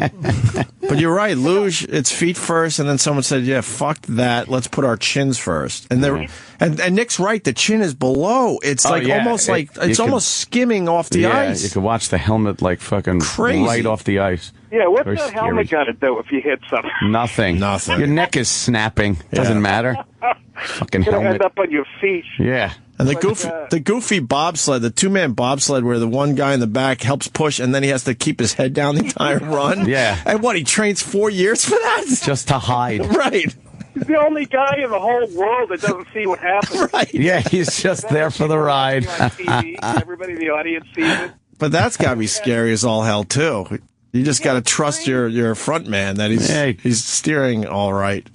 I would like to do that. See that in person. Or would you like to have one of you get in the back? And, That would be see what it's kind of like? cool to see what it's like. Yeah. Oh my God! Very And fast. I would shit myself. what else do I like? I like to ski jump, and I actually set the DVR for that. But every jump looks the same after a while. You need a couple of those guys to really have a good fall. Agony defeat. Yeah. Right. Well, you have to introduce alcohol to the event. That would be really nice. I thought these Olympics were going to be a lot more exciting with all the talk of terrorism, and I thought, what better way to liven up the figure skating with a couple IEDs? Right. Yeah, at the very least, take out a cross-country skier with something. Just you one wanna be guy. a triathlon guy with a rifle, you can shoot that. Right, exactly. Nothing looks worse than those cross-country skiers going up hills. Right. It's like, I don't care how long you train, you still look like an asshole. Yeah. Trying to cross-country ski uphill. It doesn't look graceful. It just looks like you have to stick your butt out. It's like, kind of doing a duck walk. Right. You got your dumb sticks. Right. They walk like me when I have to shit. Like, is there anything worse than when you fucking stiff leg down the hole? I don't know how my body knows that the toilet's in the vicinity, but it really fucking kicks into overdrive as soon as I hit my hallway. I'm all about that snowboard cross, I think it's called. Have you seen that event yet? Yeah. That looks insane. Yeah, they have perfected this stuff, man. Like you said, it's almost boring. I mean, those these guys land, back when I was a kid watching the Olympics, every third guy would go off the side of the Every third guy. Fucking launch himself into a header. They didn't really figure out the aerodynamics of the sport yet, so all of a sudden they're like... perfected. Right. That's what bores me. Yeah. They're perfect at it, and then they're only winning or losing by 100th of a second or whatever. Oh, that's the other thing we take for granted, I know. These things are decided, like you said, they work their whole lives, and they lose by 2/100ths of a second. What about now they got the lanes in blue for the downhill and stuff? When we were growing up in that downhill, everything just looked white. You didn't know what a bump was, what a turn was. Now they actually have the blue lines so they could kind of keep on course and they could figure out, okay, this is a sweeping left turn or whatever. Actually, those used to be like the snow fence they put there for you to get tangled up in. A chain-like fence that says stay out. You end up looking like Steve McQueen after the motorcycle jump in the Great Escape. Remember those? You rarely see a downhiller really wipe out now in Olympic competition. Man, when we were growing up, you had a few that were just fucking... It hit that snow fence and just tangle up in it. I'm actually writing a movie where you take those blue lines and somebody sneaks in and then diverts them over the other side of the mountain, and then the adventure begins. Oh, wow, Jimmy. Jesus. Yeah, it's a cop buddy movie. Nice. Now they have yield signs and you can ask for directions and shit. That's my favorite. That's my favorite event still, the downhill. To be on two wooden, sticks going 85. I mean, it's crazy. Put me in the wheelchair now, Yeah. Oh, it rules. Just the sound of it too. They mic the course where you hear the skis on the ice like that. It just absolutely awesome is right. I don't know. So I'm still expecting something bad's going to happen before it's out. I think We'll see. Yeah. I'm not hoping. I'm just saying. I have to, as I am. I'm always looking positive, but. Something's going to happen at the closing ceremony. Yeah, they really were pumping up the terrorism angle. I don't know. I'm kind of looking forward to the Sochi fucking Call of Duty level that's going to come out for the Xbox. I'm sure it'll be fun to play. You get to shoot Matt Lauer in the head. With his laser eyes. Oh, God, Matt Lauer's so hateable. Bob Costas, right? Bob Costas came back last night. He came back. His eyes are still shitty, but they said if he waited until they cleared up, the Olympics will be over. So he had to get his face back in front of the camera to horrify all of us. He had to lick Putin's ass some more. Exactly. Yeah. How else do you get red eyes? Oh, the fuck is that about? Fecal infection of the eye. Absolutely. Bad wiping. Red eye, yeah. Bad wiping habits. Bad wiping habits. Maybe a finger popped through and then he happened to have an eye itch. They rubbed his eye and it's all over. Yes, I think so. Other than that, I've enjoyed the Olympics pretty much. Yeah, it's all right. exactly. It's all right. It's too much figure skating. I like that curling, which is kind of...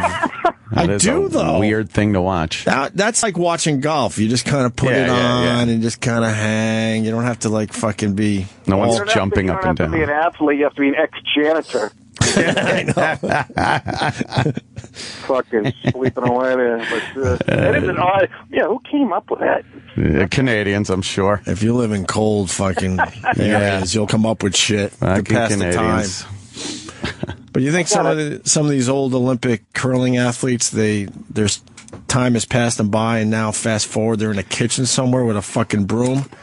They must get fucking flashbacks. Yeah. Flashbacks of glory. Flashbacks of glory. Now it's like they're fucking cleaning up graham cracker crumbs in the fucking kitchen. That's a sport, though, that no matter how good you are, it ain't getting you on a Wheaties box. No, that's what I was going to say. Yep. Even in their prime, nobody gave a fuck. No one gives a shit about the curling guy. And I think the last Olympics, one of the ladies was pregnant as she was curling. You can't be pregnant in an Olympic sport. No, I don't think you should allow that. Well, that's what that's for. That's in case there was a problem. That's what those guys with the brooms were for. Get that thing off the ice. Oh, shit. It's like throwing an octopus on the ice. Was that Detroit? I think it is, right? The Red Wings do that shit. That's fucking great. What? They throw octopuses, squids, octopi, or whatever the fuck they would be called on the ice. It looks just like a fetus. It's very funny. Yeah, it's very disgusting looking. Well, Nick, we're going to see you tonight. Yes. Absolutely, kids, and looking forward to it. Yeah, should be a fun night. The big man, and it should be fun. Yes. Especially a guy like me. He's used to being in front of 60 people at a time. It's 10 comics tonight. My God. Yeah, I know. And they got us doing 50. Which is hilarious. I mean, 8 would have been enough because everybody goes over by a minute. Right. You can't do 15 each. That's ridiculous. That's crazy. I'm not doing that. I'm gonna be a good guy and do 10 and say I didn't know where the red light was. Yeah, exactly. Yeah, I mean 10 guys. Patrice would do it. No, he'd go long. Actually. Patrice would do 40 in the middle. Yeah, he would. He absolutely would. So the city center, right? Yeah. What time's the show tonight? 7 o'clock, I was told. Starts at 7? Yeah. Okay. Starts at 7. So Nice. I'm going to get there at 7:06. There you go. See you tonight, buddy. All right, Nick. We'll see you tonight. Thanks, guys. I appreciate it. Take it easy, I Nick. appreciate you getting up early and calling us, buddy. We'll see you soon. See you, bud. All right. Nick DePaolo, everyone. Are none of the comedians here yet? He's fucking great, man.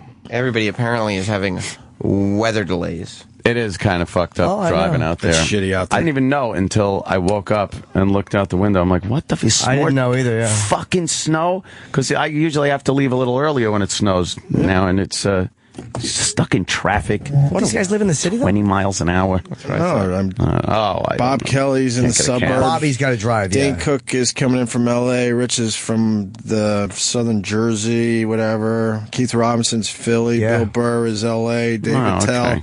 Big Jay Okerson. No. Wait, Bill's not landing, though. Isn't he here already, or no? Bill might be in a hotel. Bill Burr might be here soon, I would And I imagine. think Dane's here, too. Yeah, they're here already. Oh, they're here already? Yeah, they're not taking red eyes and... No, I mean, are they in the building? Oh, they're not in this building okay. yet, but they will be. And Jay is from, where's he from? I think Big J just checked in. All right, so we'll have somebody on next with us, that's for sure. Something else I want to say there, I forgot. Though. Keith will never make it. He won't come.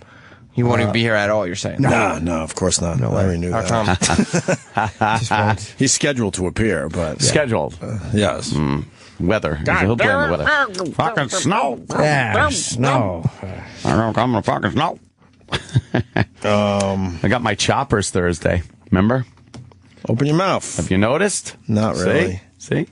Oh. See? It's great. You're like Mr. fucking Seafeld. Yeah, you showing Nurse Ratched his gums. You did all right. Yeah, they're okay. Good. Holy shit, you did all right. Yeah, they're not... Not happy that you did all right. And I know. I'm sorry. That would have been an hour of radio. Yes. I had the big fucking crazy choppers. Yeah. I could... Nope. I could. Did you see? I got the bottoms done now in April. Nice. And then I'm done. Did you see that? I saw that fucking picture this morning. Next. Oh. I have no recollection of this. I'll tell you, you got some set of balls posting that one. What are you going to do? Yeah. I know. Fucking hot young lesbian. Nothing wrong with putting that picture up. Oh, shit, man. Jesus. I have no... Fucking Porsche de Rossi in 1980. Oh, my God, with a mullet. It's on my Instagram, Opie Radio, but some broad that I went to college with posted it on her Twitter out of nowhere yesterday, a picture of me. I thought I was at a radio station in college.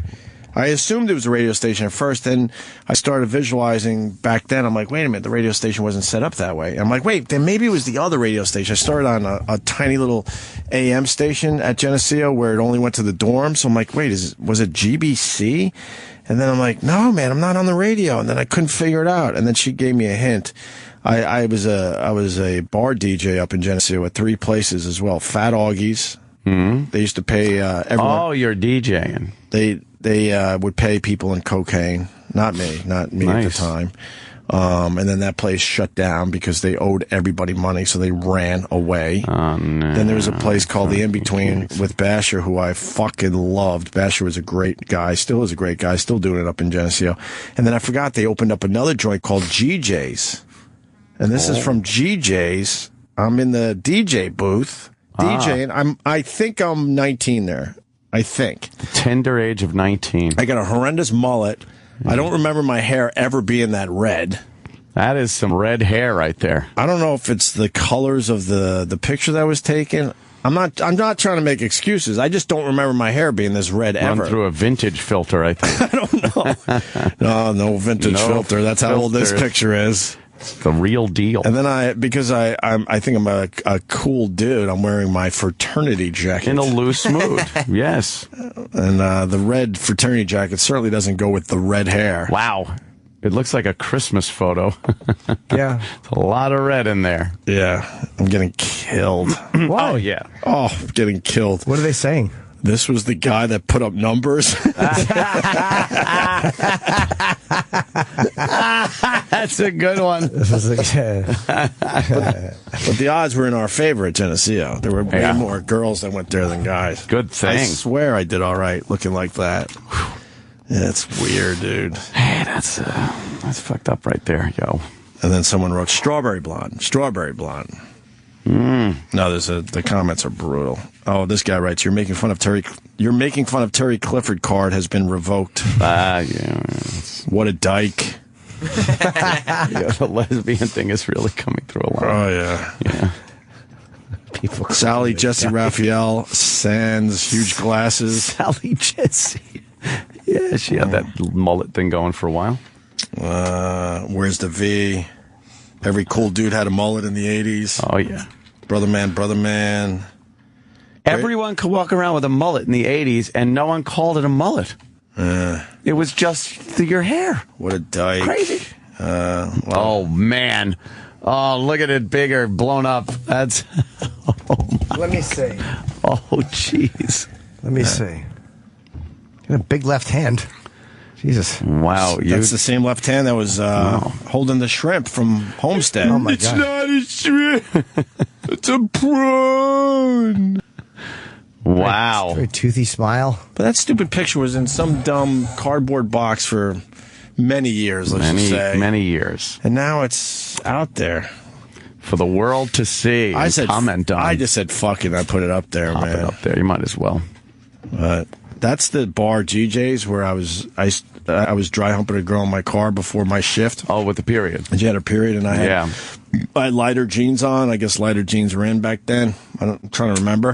So I went in, and that GJ's, they tried to do something different than In Between, where it had like black lights or whatever. What would you call them? I don't even know. Yeah, black lights. Sort of like black lights, I guess, for the whole floor. Yeah. And so when I walked across the dance floor, some of the people that worked there started laughing,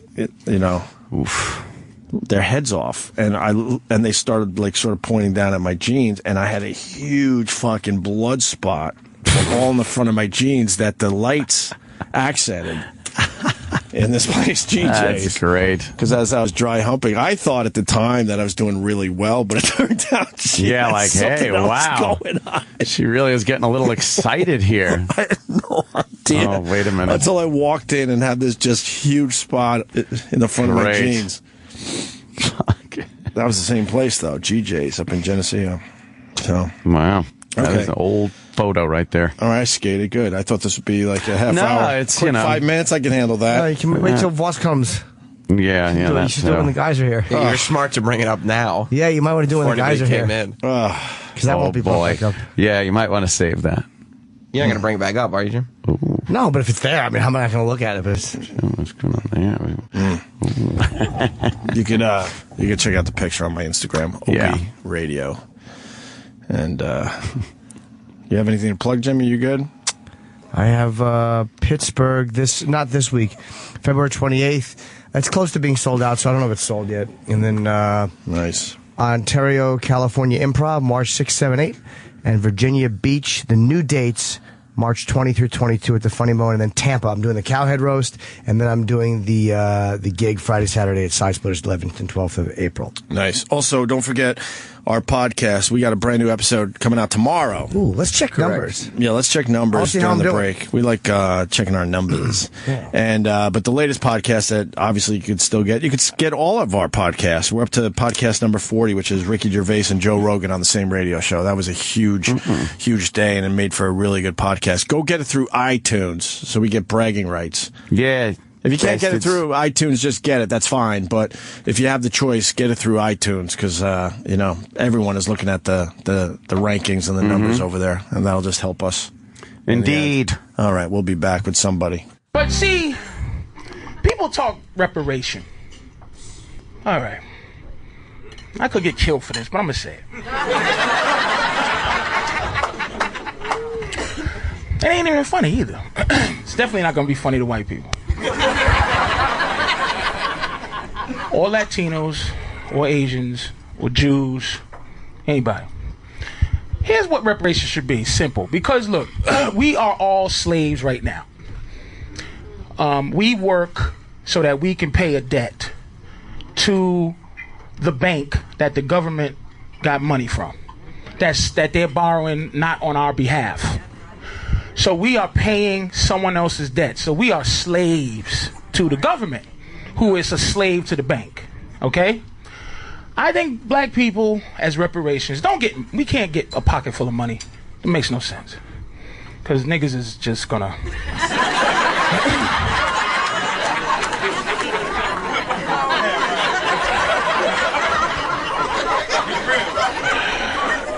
But here's what we do. Because here's what black people are trying to do. To create wealth. Like to become a wealthy people. Even though they'll be poor, there'll be some that are super wealthy. Like Oprah has a lot of money, but she ain't wealthy because it ain't from no tradition shit. She just lucky. So that's why she hanging on to that shit.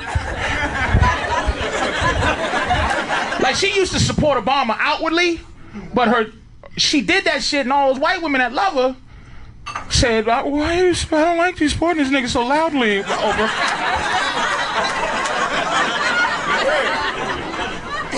So she quiet a little bit. But here's the reparations. I'm gonna back up. Since federal income tax is slavery, and we are all slaves, and reparations is an apology for slavery, the original slavery that we're talking about, black people should be exempt from federal income tax.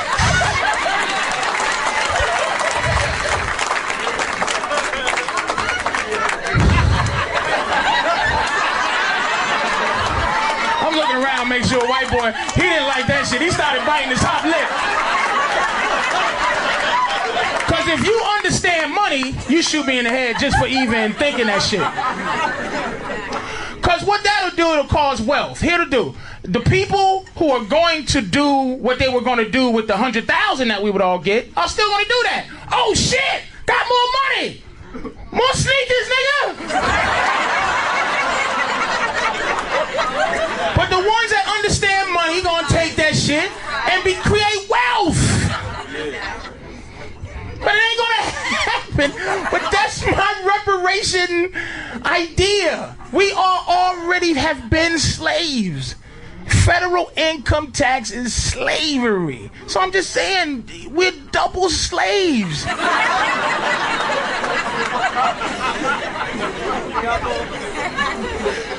They let us have enough to pay for our fucking plantation hut that we live in that they always threatening to take. We're gonna take your shit. Why? I've worked so hard. Why? They gonna do this? That's everybody. White people too. Why?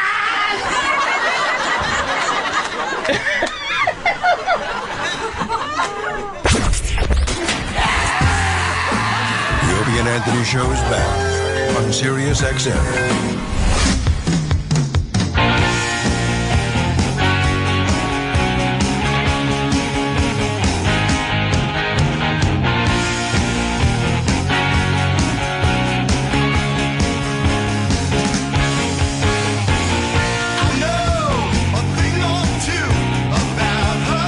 That's great. Can't sit on the same plane. We got Bill Burr and Big Jay Okerson in studio. Yeah.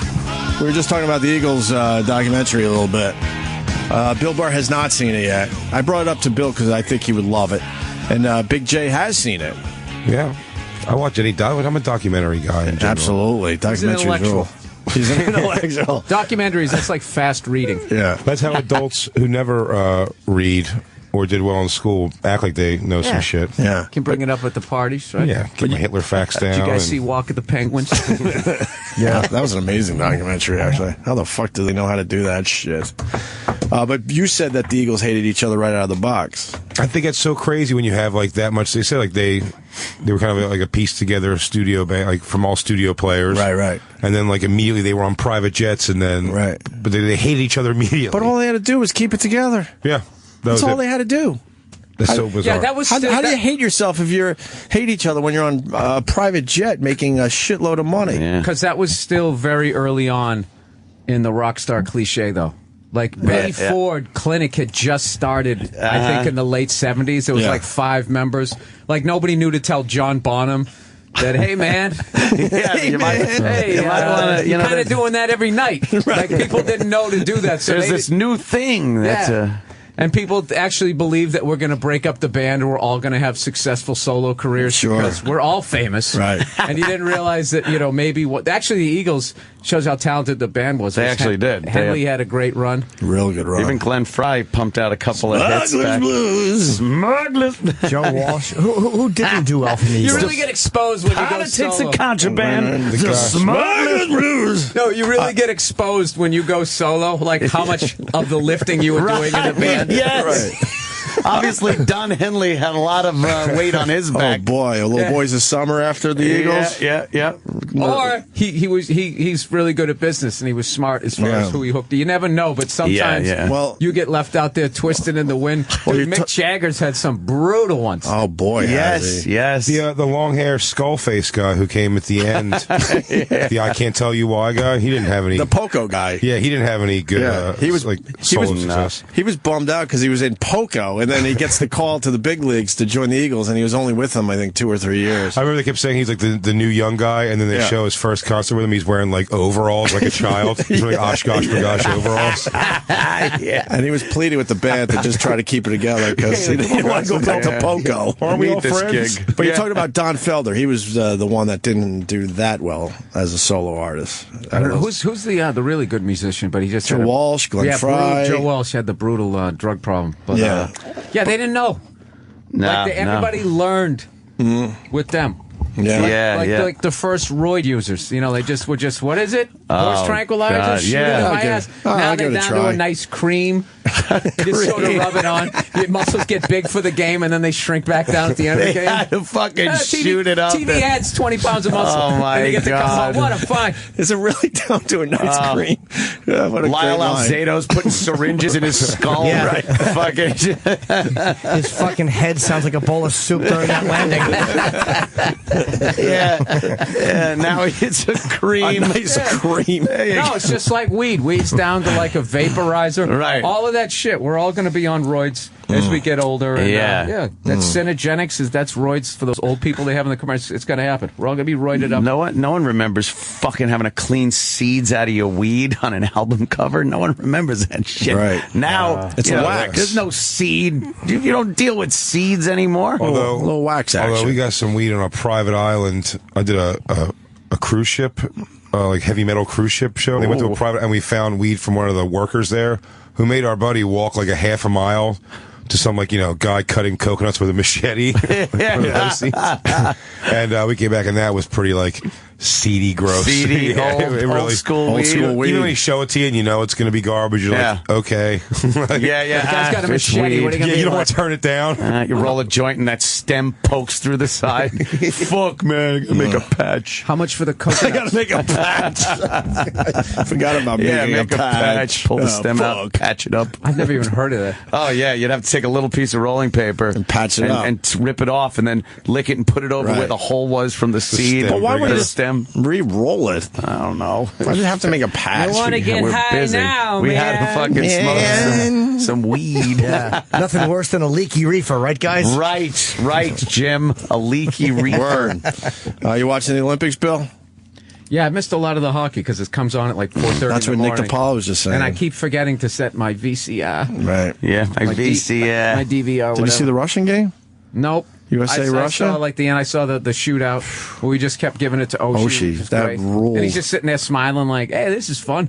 Right, I'll do this. The world is watching. Right. Dude, how about Bob Costas toughing it out, man? Oh. Jesus Christ. With the pink eyes. Pink eye. They at one point they had to pull back so far. It was a full shot of him. Yes. It was like he was standing across the way on a subway platform, and my eyes were still watering. I'm like, how is this guy going to work? Because they knew they were horrifying everyone, so they just kept pulling the shot back. Did. You're right. I felt bad. I just felt bad for the guy. But this is my thing about show business. It's like how fucking brutal this business is that he's showing up out of fear at that point. Right. Well, like, if I don't show up, Matt Lauer's going to come in. If he kills it, I'm out, and that's it. Yep. I started in the ABA in the 70s. Right. I'm not. You have to. I'm drag not going me out this way. Yeah, you got to drag me out of here. That is true, man. Who did that happen to? A famous baseball player? Wasn't it? That's how Lou Gehrig got his start. Oh, someone's got to help me out with this or Mickey story. Mantle, somebody got hurt. That's right. The star of the team got hurt, and then they brought in, I think it might have been Lou Gehrig or somebody for the first time, and then that guy, we don't even know his name anymore. But he was the star of the team. Who the fuck was it? And back then, I think it was Lou Gehrig, how he started his career, but whatever. But back then, when there was no free agency, so you were on that team. So if there was a guy, if you played center field during Mickey Mantle's years, you stayed in the forever. You couldn't be like, all right, guys, I think you have this position handled. I'm going to go to the Cubs. They're like, no, we own you, and your dream has died. So you just sit here. Yeah, have fun in Charlotte. And maybe if someone gets hurt, we'll put you in. I don't know why this documentary on the guy that started. Wally Pipp keeps coming up. Might have been Wally Pipp. And was it Lou Gehrig? I don't know. These people aren't very smart on Pal Talk, but they help sometimes. But I think you're right. I think it was Wally Pipp was the starter for the Yankees. He was a very good player, and he got hurt or something, and then they moved. I think it was Lou Gehrig. Are they coming up with Lou Gehrig? Yeah. Eddie Fresno, wasn't it? I think that's how it happened. Took over for Wally Pipp. And Wally Pipp was never heard of again, but he was the starter. Yeah. And he did all right. Thought it was Ema Kaminsky. Well, it was, Seriously? No, I just seen it. Oh, I was testing my poker face. Okay, that was pretty good. Didn't Frankie Fresno, whatever I just said underneath you? I was just making up old school names. That kind of sounded like it could have been a player, though. Dave Attell's outside the studio. We should bring him in. Oh, hell yeah. Of course.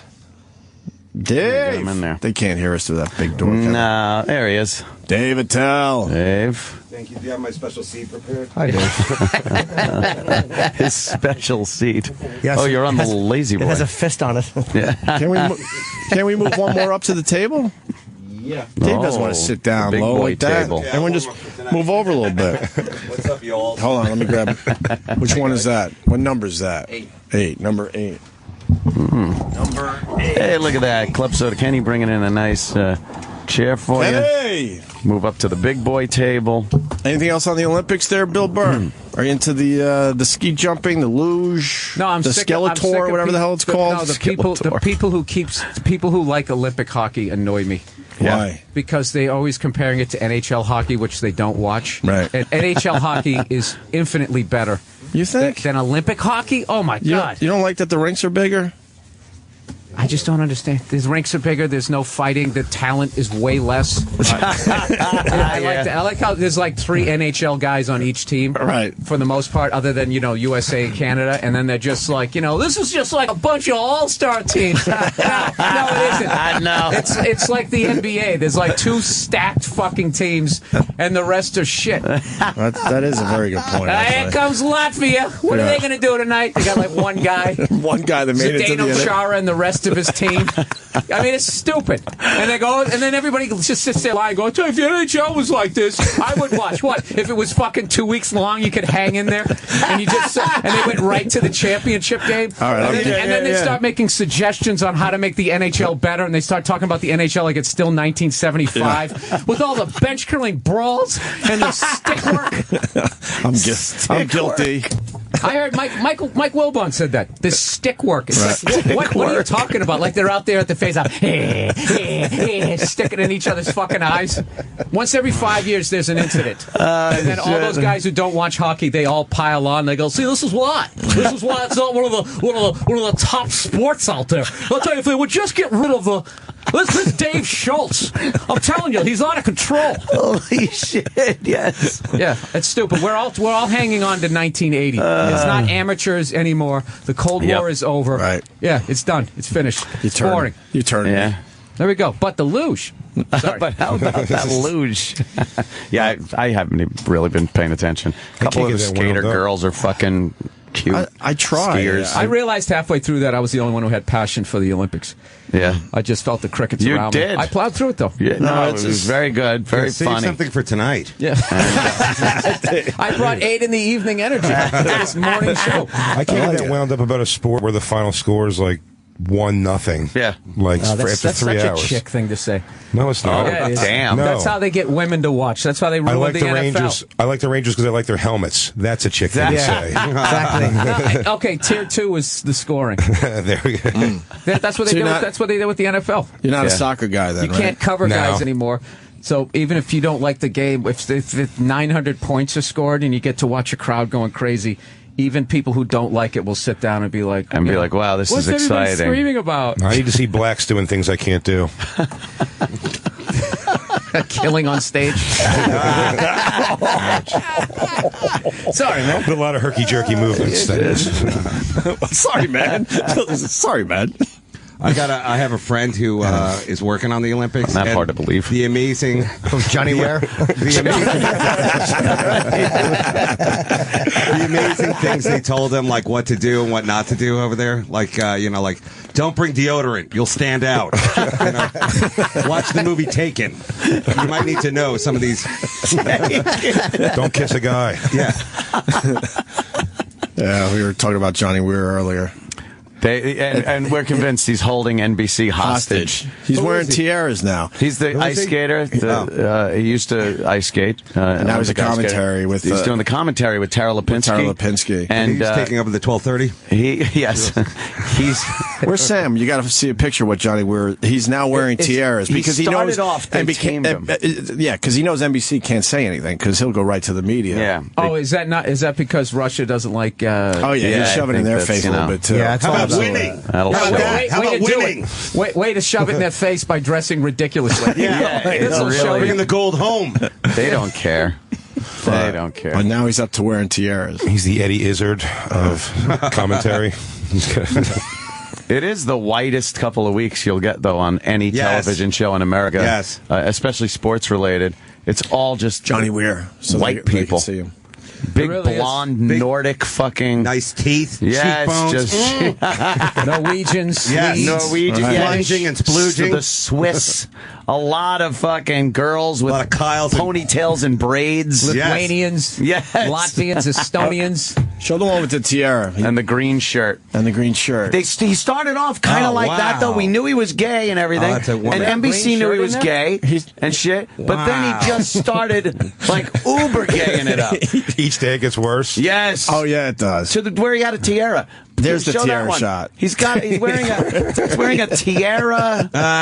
And you know NBC doesn't want that. But they can't say anything. A pocket square That's with cocks all hilarious. over it. Little baby cocks. Jesus. Take that, Russia. Yeah, it is some kind of, hey, we'll show Russia. Will we tiara in the two-man bobsled? I don't know. They should make that like that. But it is odd. You see McDonald's commercials. The Olympic McDonald's commercials with the McNuggets are usually the same, year round. So they try, and even though it's the white people's Olympics, the Winter Olympics, like they show these black people hanging out with their white friends watching the Olympics on TV, and they're like, high-fiving over like Olympic hockey. Oh, it's bad. It's like, no, look. I like when they show the athletes biting into the gold of an Olympic gold and somebody else eating a McNugget. Oh, yes. That's the path. That's the path of champions. Is that the same thing, really? That's what they do. I know. I know. They make the Winter Olympics is such a white event. Did you see how much they've made the All-Star Saturday basketball night? Like, it's the blackest thing I've ever seen. Now. It's like, really? They're the dunk contest is just a freestyle, 3 guys dunking while a guy DJs. That was, I swear, it's not even. They brought a DJ into it now. Oh, Nice. The guys were getting their dicks sucked by white girls while they're waiting to go on. Special guest thug baby. It really was. The guy Thug baby in the house. And it's not even like they don't like do like a 10-9 scoring anymore. They just send 3 guys out there in baggy shorts, like just dunk away while a guy DJs. I didn't see the All-Star game at all. Oh, it was ridiculous. Yeah. Not check that The final out. score was like 163 to 150 something. Just like no defense. But Bill Burr turned me around on the Pro Bowl. Yeah. Bobo was a great time. I know. You called in and you turned me around on that thing. You got to go. I mean, I wouldn't sit down and watch it on TV. Uh-huh. If you go, there's no way you're not having a good time, and you're fucking amazing. Yeah. How many more days on the Olympics? I think Sunday's there, right? Is it? I think. Gold medal game Sunday. I know. This is quality hockey. But I'll tell you if the NHL was like this. But we're playing Canada Thursday. That'll be cool. That's going to be great. Yeah, that'd be great. And what do they do? That's gonna They be a great march game. out they march out again. Yeah. I think they do their big closing. But now you know some of the people, like, oh, that guy. Oh, that one. Oh, all right. That's Yeah, I okay. see. Well, that's Oh, he had that tragedy. right. Hey, that kind of kid should dress exploited like that that after the Olympics lose. Then that would actually be really tough. Yeah. He was in here. No, and I mean after, like when all the Americans and everybody go home. Right. Just stay there dressed like just that? stay there dressed like that. Good luck to you. Yeah, I don't think the Russians Now are that very would truly be in your face. heroic. This guy doesn't care. He was here in a fur coat and high heels, walking around In the men's room. In the men's, and they walked in who's the going men's to do room. anything? Why would you like? That's just it. No, I know. Yeah. Have him wait in a bread line with a. You with your high heels. Good-looking guy. I know you're right. But whatever, but I don't it takes understand balls. I think that takes balls. To do that. You're what's wrong with this country. Right. Like, Point at him. I think that takes balls if if you just dress like this your whole friggin' life, right? And then one day you hung out with your friends dressed like that, just the pounding you would take. Oh, man. If you leave, if you walk away from your friends and you start a whole new life, if you just show up like that, it's just people like, I mean, that's what he does. How about in the 80s? In the 80s, we tried to turn Russia around with like Rocky IV masculinity. Like he beat up their biggest, scariest guy. Yes. And now we send over some like cupcake to like that's twirl his way into their hearts. If I can change, we can all change. It's a different world. You know what? You're right. It's a different time. Well, I think we should exchange him for Pussy Riot. Pussy Riot? Yeah. Pussy Riot. Hostage We can move him right to exchange. Williamsburg. Straight up trade. They are like Williamsburg chicks anyhow. You see them on the L train. Yeah. They'd fit in great. Yeah. Heading over to the what's the name of the clubs there? I don't know. The Hannibal Buress show or some sort. Didn't they just get arrested again? Those chicks just got arrested again, right? No. For what? For making awful music. Yeah. Well, 1 out of 3 is super hot. Pussy Riot. I don't know. I'm sure their music. It's Pussy's horrible great, but the screaming. riot, The riot part is a little rough. The riot part. That's right. It's like a Ladies of Laughter Showtime special. Ladies of Laughter. Oh my God, that was his name, Women of the Night. Oh, is that terrible? Clever ways of still calling them whores. That's really not respectful, guys. Yeah, those fucking specials are like, whores. Those specials were just like, oh, What, you right. you don't like Click. them? Yeah, twice. Click. No? No. Not at all. Oh, look, Rita Rudner. Wow. Yeah, wasn't Women of the Night hosted by Martin Short? Yes, that was great. He was fucking hilarious. That too. song. I love Yeah. that. He comes out with that song. Yeah, and he was bringing out Ellen DeGeneres, and he couldn't get through a name. Ellen DeGeneres. And he kept stopping, going back. Well, the joke's on him now, huh? Yeah. I guess in the Oscars. She's, hosting the Oscars. And he's guest star on Just when you SCU. thought it couldn't get any She's worse. so likable, Bill. Come on. Just when you thought it couldn't get any longer. I bet she comes out dancing. I hope so. The whole audience. You don't like a woman in an Argyle sock? When are the Oscars? I guess you've drawn your lines. Yeah. A couple weeks away from the Oscars, probably. Yeah? Yeah. Yeah, I haven't paid any attention to any of that shit. I haven't seen I any could of give a crap. I've only seen a couple of the I was getting some screeners, but like... Yeah, they stopped sending them. What the fuck? Why do they send me screeners when I don't Nobody's vote? going to them anymore, and they're not making any money. So That's your true. freebies are slowing down to a trickle. We got them this year, didn't you get them? Yeah, but they stopped I got sending some. them. There's a few more out there, right? I'd like to have. Wolf of Wall Street would be nice. Well, how do you guys get being in the media? That's how you get them? We're part of SAG, I guess. And you did a couple of Joe DeRosa's short That's films. right, so Bill you got Burr. your card. That's right. He's got his card. We got our SAG card. Me and Bill acting it out a little bit. Yeah, Right? Opie's a must join. That's right. That was fun. Yeah. I kind of like the Joe DeRosa short. Joe's doing all right. Joe's crushing it. With Pete Holmes. I'm happy Pete for Holmes, him. he's meeting all kinds of people out there. Yeah. Is he really? Mover and shaker. Yeah, he's doing what you do. He's doing what you do out there. Good for him. You guys see each other? Run in the castle and you see how long you can stay there. You save your money before they throw you out. Has he changed, Bill? Huh? Has he changed? That's great. No, He's not L.A. Joe? He's still, wakes himself up with anxiety. He just really is one of the most wound up. He is, man. But he's one of those guys you just got to be like, Joe. Yeah. Joe, it's going to be all right, dude. You're doing fine. And then you literally see like the cinder block come off his chest. Yeah. Thanks, man. Thanks, man. He seems So, more yeah. relaxed since he moved out there, though. Yeah. A little bit. I haven't seen him talk to him. Now, how's Pete doing? Has anybody seen the show? I watched it a few times. I like it. I don't like his sketches are fucking. Yeah, great. I like. But his sketches are amazing. Actually, Yeah. he does a very good job. So with I his think sketches. that they brought it back. They're picking it up. I think they're going more in that direction, which I think is great because there's already a zillion talk shows. Yeah.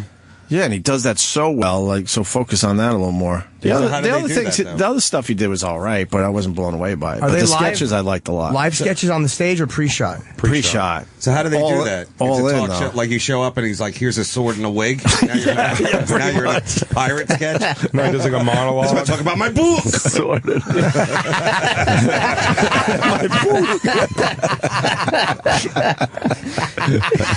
Hey, you know what? We need more talk shows. It's the way to do it. Yeah. It's the way to do it, guys. Fallon did all right last night. How was it? Was it good? Yeah, but how could he fail? He had all these A-listers coming out. U2 was playing from the top of 30 Rock. Wow. Yeah. Of course it was going to be a great I show. don't understand why it's such a big deal doing a monologue between 12:30 at night to 11:30. Like, who do they think goes to bed? Like that big decision. Can this fucking guy? Oh, that's great. Can this guy still be funny? Yes. An hour early. It's 11:30 on a Tuesday. If you're still up, you don't give a fuck about your job. It's all farmers. Yeah. At 11:30, it's like farmers Yeah. and good people, Right. and it's just whores and just evil.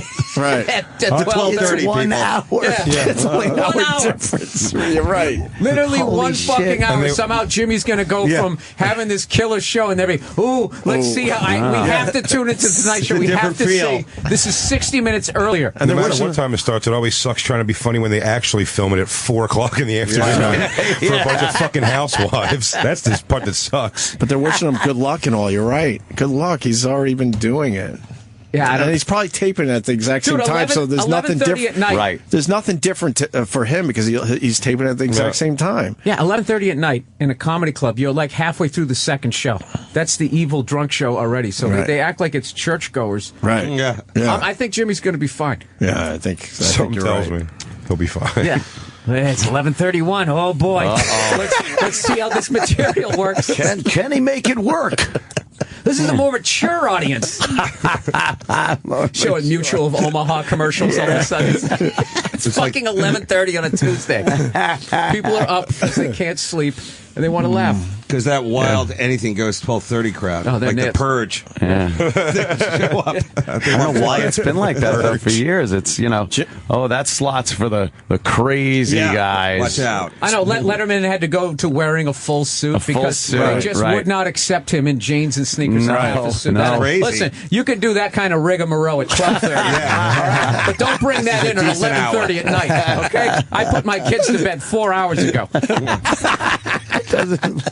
What a great point. Doesn't matter. Jim Norton was at the Brigada this weekend, speaking of second shows, and he had something happen that I don't think has ever happened to any of you guys. A guy walked in the middle of one of his bits where he needed everyone to focus with two poodles. Two giant standard poodles. Two giant poodles. Walking right down the aisle. High roller. Walking. Yeah. Oh, Yeah. obviously. They can't tell him you don't know. Walks in with two poodles and sits down. And a tiara.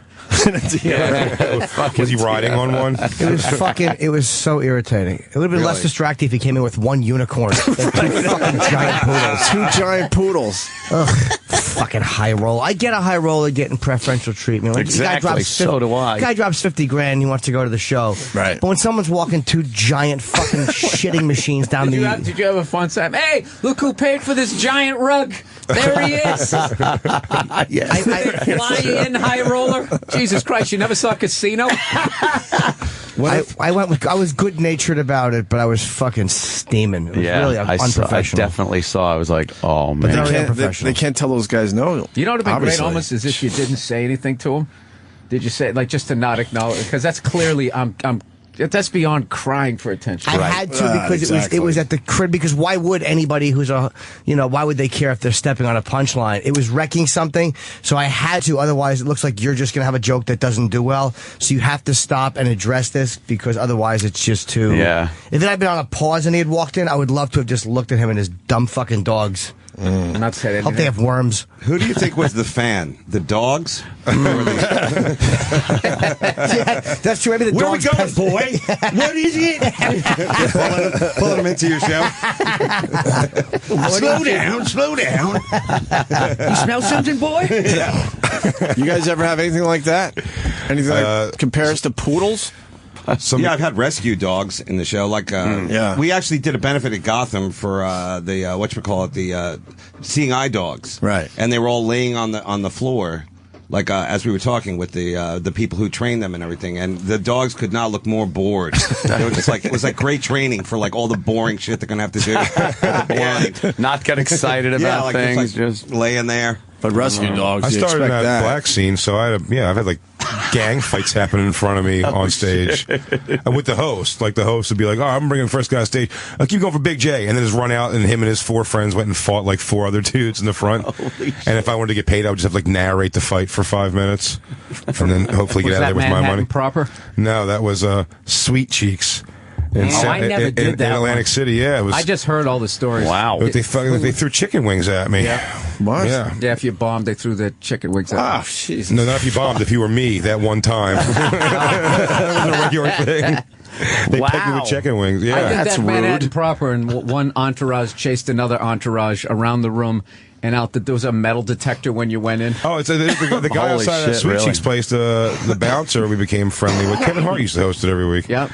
And he was also a bounty hunter, and as he would check IDs, he would like run it through this machine to see if people have, and he would just like arrest people. He was like citizens arrest guys as they came in. Warrants or something. And by the way, these people I feel like they didn't even know, even though the comedy show happened every week, I feel like they didn't know there was a comedy show happening. So they would come out. It was like the dance scene in Malcolm X. Like everyone's wearing zoot suits and stuff. Like and they'd show up like that, and like like a pimps and players ball, and then they would get arrested out front by this just some dude, like just some guy bouncer. What a great gimmick! Hilarious. Just making a few extra bucks on the side. What a great gig. Someone's got to have warrants. That made me feel bad. Yeah. Like you'd be walking out, oh, great night, gonna have a couple of beers. And all of a sudden your freedom is gone. Just like, Freedom is gone. I mean, one thing if they knock knock on your door. Make them on the fucking ground. That seems like fair. Make them work for it a little bit. They make you feel bad that society's in a place where you can make 10 arrests like that. You're getting on a Ferris wheel. Here we go. All of a sudden, they just cuff you. That was in I Philly? wanted to go around. Atlantic City. Oh, wow. But not Atlantic City, like, not the Borgata, like, right off the boardwalk where it's like, toothless blowjobs. That's why I don't Shady understand areas. your dog thing. I don't know how those fancy dogs got through that Atlantic City, helicoptered in. Yeah, they probably got a fucking helicopter to the roof. I was so irritated. Were they the big ones or the little ones? Huge. Oh, okay. Huge. If they were Paris Hilton size, it would have been mildly annoying. But this was a whole fucking thing. And how big were, what were their colorings? Two white poodles. But they sat down and they were very well They behaved. were well behaved, and the guy wasn't. But you can't get that image out of your head was, as you're sitting there. Because now you got to discuss it with your friend next to you, I'm sure. Yeah. But I had the lead singer from the band Queensryche had his whole family with him, and his daughter had her like year-old baby on a leash. Just like running, like she was holding the leash, but the baby just kept running around, like falling and like making noise, just being like, and just being a was baby she? at like 1 a.m. What color was she? Stark white, okay, but like I see a so theme stark here now. white, it went to white trash. I had some really good lines though. I was like, "Look at this guy with his dogs." That was a good one. That one killed. Place went crazy. I smell a threesome. Yeah, I think I said rude much. It was really funny. But you could tell Really he was a funny high lines. roller. I'm glad you came in here. Not. Yeah. I wish I would have thought of that. Married guys with white guys with children are the only ones who still say that. Not. No, they still. If you go on Facebook, you see that all the time. Having a great time at the cookout. ... Not. And it's like it's still 91 or 89. Facebook is useless. It's so fucking Well, I annoying. like being invited to play Candy Crush and poked. Yeah. Hey, someone's And invited invites. you to this. And now it's like bad inspirational shit. Oh, it's taken on water. Yeah. Big time. Bad. That's well. I guess all the younger kids aren't on it anymore. Nah, because all their parents are there. Yeah, now it's all parents.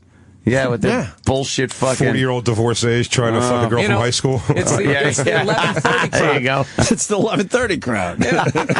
They switched over. What a great point. What's the big deal? It's 1 hour sooner. And he tips at the exact same fucking time. Yeah. With the same band, the same guests. They had to change the set, I would assume. You know they did. Somebody They had has to to do justify having their fucking job. Yeah. Right? You just sit there staring at the suit. Right. What suit? Yeah. Is this the right color charcoal to put him in at 11:30? It's like it's Jimmy Fallon. He's That's got still 12:30. Yeah. I Jimmy don't know. Fallon crushed it on. SNL was also 12:30. Right. Yeah, I guess he's had 2 hits at 12:30. It's 11. This is your big shot, kid. No, it's 11:30. bringing it down SNL's to 11:30. And what? SNL's 11:30. 11:30. There you go. And what was wrong with his set? Why do they have to change that? It worked fine for him at 12:30. How different is his set? I'm sure it's different. I didn't even. different. I So we DVR'd, don't so I haven't even understand. seen He the whole kept the thing roots, yet. right? Yes. Yeah. You Of can't fire course. those guys in February.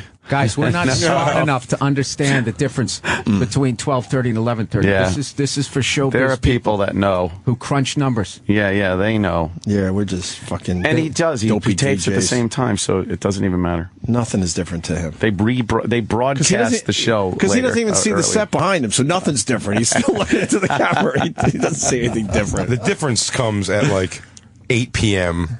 and like 12 p.m. Like that's where you have a wildly different crowd. I think. Yeah. That's where it's very Yeah, different. I guess that would be different. Well, maybe you're going up against different competition, but I don't know. I don't. So who now? Seth Meyers takes over his spot, right? Yes, Next in a couple Monday. weeks. Okay, so right now, next what is Monday, you're behind right. him now? Like nothing? Probably some news coverage. or Old something. Jimmy Fallon's. Carson Yeah. Daly. Doesn't Carson Daly show come on? No, that's So, an no. hour later. Yeah, that's that's That insane. is crazy. That's That's 1:30 in the morning. Carson Daly. Carson Daly is a fucking genius. Yeah, he's Yeah, Byron he is. Allen Does he comfortable. That's right. Yeah, he's a genius, No, man. he is. You go on that He owns the hour- voice. Not competing with anybody. That's right. Never owns The fought Voice? for anything more than that shitty slot. Competing with like the Jack Chop. you fucking have like He's a up 30-year run. He's up against Shantae and T25. He owns that show, The Voice. I believe so. Yeah, That's Does he awesome. really? I believe so. That's awesome. Isn't He like gets a Byron nice Allen taste like of that. secretly like some like he owns He's a everything? Doesn't he, like, multi-millionaire, Sometime Byron he Allen. owns Byron Delirious. Allen? Byron Allen has almost Oprah Sometime money. he owns Delirious. Holy, for what He worked reason? at Delirious. Byron Yeah. Allen. No, he did. owns For the what reason, Olympics. though? Because everybody, he bought Delirious like 4 or 5 years ago, when people still bought DVDs. Right. Like HBO showed it, and they showed it, and then that was it. They never re-aired it, so they just had it, and he bought it for I don't know what. And then he is a genius. And then he turned around and he sold them like 2 million copies at like $20 a whack. How does Eddie not own that? Somebody got fired. No kidding. Yeah. Byron took his Up With People money and bought every urban act that works.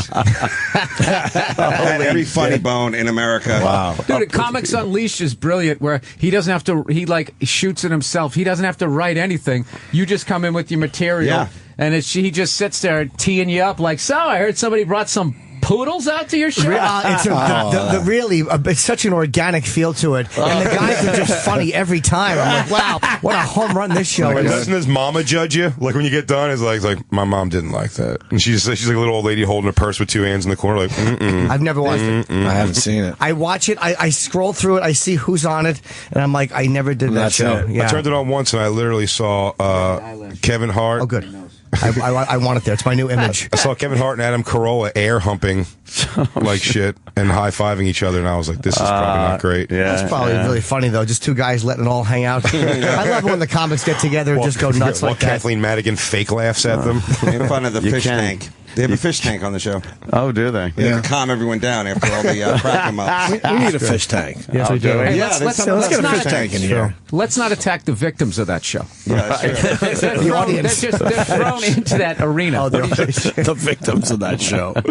Yeah. I did see a list of who was going to be on that show, too. I was looking at the guide, and I was like, yeah, I'm not watching that. Comics Unleashed? Yeah. It's just, yeah. They do their acts, right? The setups are like somewhere between awkward seat on an airplane and ran into you at the mall. Like this, But no comics call each other on. I guess I so used to Tough Crowd where people were just like, what? But nobody calls each other on the setups or the fact they're doing bits. And the comedians just fake laugh at each other's bits. It just seems painful. wow. Yeah.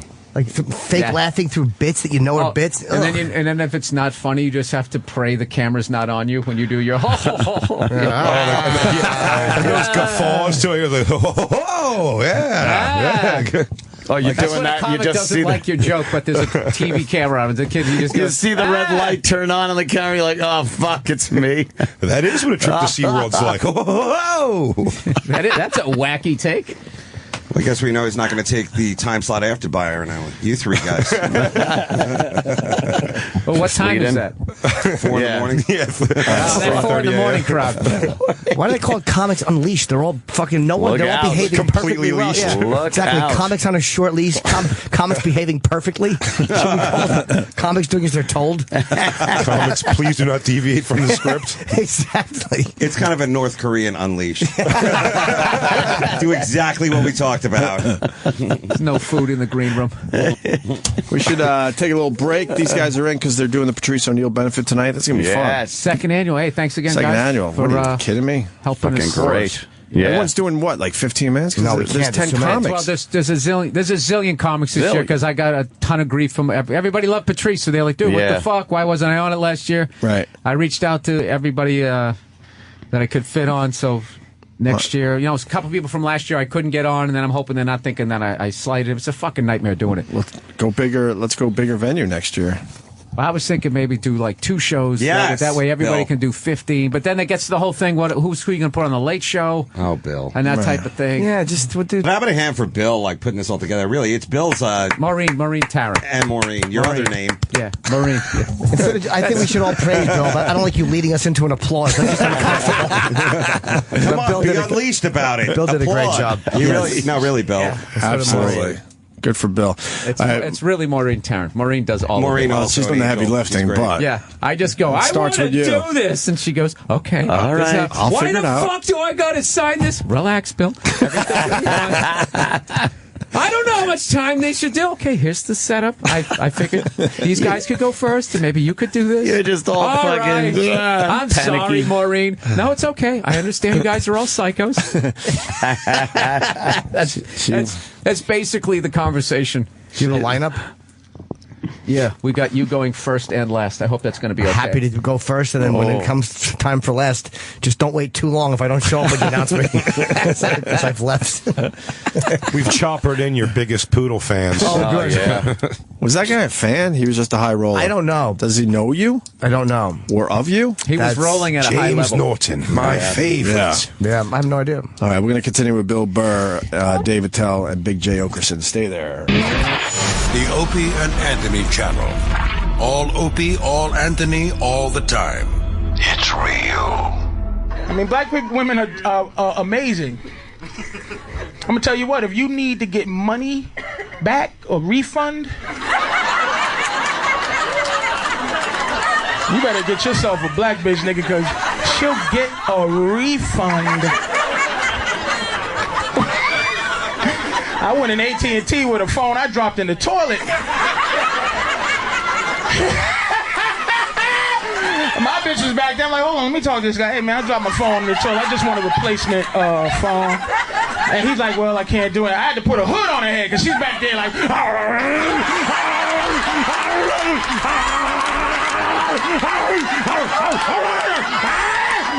I'm like, look, man, all I want... I'll take it refurbished, nigga. Sir, we cannot give you any phone.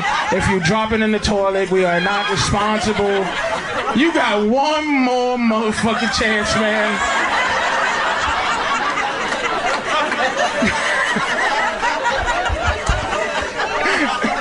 Sir, I'm sorry. Okay.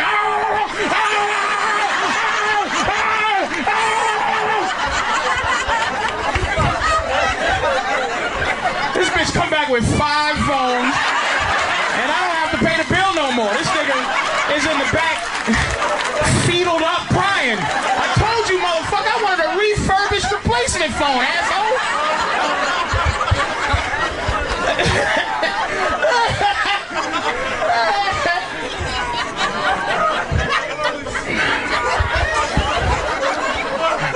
The Opie and Anthony Show is back on Sirius XM.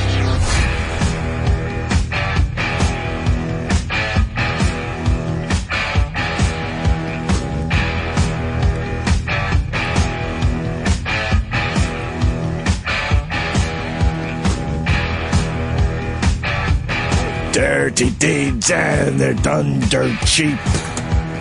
Hanging with some very funny people today. Bill Burr, Big Jay Okerson, and Dave Attell. Yeah. All doing the Patrice O'Neal benefit today. Colin Quinn's on this list, too. We haven't promoted the fact that Colin's going to be at this thing. Colin, Dane Cook, Nick DePaolo, Dave Attell, Jim Norton. Talent. How much more do you need? Yeah. Bob Kelly. Talent, yeah. Keith Robinson, Bonnie McFarlane. Is she the only female comic? I think so, yes. Hey. She's a comedian. I know. Well, yeah, but she We did got all- a lady coming to the stage. A comedian. A comedian. Guys, let's change pace a little bit. And, yeah, we're going to switch it up a little bit. Switch it up a little bit. Dirty deeds and they're done dirt quite a lineup. cheap. It's a great lineup. is. It sucks that you guys are only going to do about 3 minutes each. Everybody can do like anywhere from 12 to 15. That's beautiful. That's way too long. It's going to be a long show. Yeah. Get your money's worth. Starts at Get your 7. money's worth. Yeah. So it'll be. Oh, it starts at 7. Okay. So it'll be at least 2 plus. Wow, it'll be 2.5 hours probably, at least, right? Longer, I bet. Longer, right? Are we taking a European-style intermission? Yeah, it's Yes, an we are. intermission. All right. There's an intermission. It's going to be fun. Is there It's an gonna be intermission? great. Yeah, it's going to be wonderful, everybody. Slideshow. It's going to fly by for everyone. It's going to be laughs. Last year flew by. Yeah. And you had at least 10 Yeah. last year, at least. Yes, we did. It was kind of nice. It was a nice rhythm to it. Yes. Moved along. It definitely moved along. Very good. What else is going on? I'm trying to think here. I don't know. You Did the distracted Olympics. us with the Sports Illustrated. Oh, yeah. I knew Those there was fucking something. awful asses. I Jimmy hate hates that those cover. asses. They stink. I love those asses. No, they're terrible. Bill, I'm telling you, they're awful asses. Jimmy, you don't mean that. Bill, I would never lie about that. But you're I'll into- lie but you're about into that everything. chick. HIV status, how much new material I have. But then you turned us on to the ass girl from Instagram. Jen Selter. And she's solid. That- I heard you talking about her, yeah. Oh, her ass is fucking. It's awe-inspiring. Look at these broads. And these flat messes on the fucking Flat messes. Their asses are fucking dull. I'm telling you, look at their asses. It'll make you annoyed. They're beautiful. They're not. Dude, I'm an ass freak. Trust me. I want to see it. I know. Jimmy! In the magazine, they may be good. I'm only seeing on the cover. I'm only looking at the cover. The cover looks terrific. No, they're fucking... Not the greatest cover, but still. Their asses are terrible. Jimmy is an ass snub. Dude, they should have just got Jen Selter fucking just dropping a deuce and running. That would have been nice. Her fucking ass is spectacular. Have you seen her yet on Instagram? No. Her ass is She's known for her ass. Yeah. She's the latest girl that's known for her ass. Because we've So which direction you think she'll go? When you get famous like that, does she go the direction of like porn, or is she going to do some kind of like this she'll kind just of do shit? because she's got like almost 300,000 followers. She'll do. She won't do any sex work. She'll just do like photos and bikini modeling and shit like that. She won't even do anything. That's good. Why did they decide to what? To do the zero gravity thing with Kate Upton? With Kate Upton, because she droops a little bit. So I was she absolutely droops a little bit. It's brilliant, and it's a brilliant and idea. The Kate Upton fans are going to be yelling and screaming, but your girl droops a little bit. They put her in the old what they call a little bit. I said a little bit. We all droop a little bit, of course. But I like the way they droop. Yeah, like her tits in zero gravity. Look at where they are. Yeah, let me see. They're up Those there. are real, huh? So that wow, was she? That was the vomit comment they did. Yeah, that's pretty hot. You think she really went on the vomit comment there? Yeah. Oh yeah, that's no other way to make her Guys, it's not trickery. Why females have body issues. We have, as men, we have to stop doing I that. really do. If we don't shame these pigs, how are they ever going to fuck guys like us? That's an even better point, actually. Bill was right and Jay was righter. Is she the only one in zero gravity? Touche, Jimmy Norton. Touche. I think that. Some any other celebrities in there? Any others that we know? No, that's very reminiscent of the Cheryl Teague. That's a nipple. That's the Cheryl Teague's look. Remember the Cheryl Teague? That woman is a goddess. Yeah, she really Whatever is. you want. That's like exactly. Whatever you want, nudity. She's a little fat around the hips. You know what, you guys?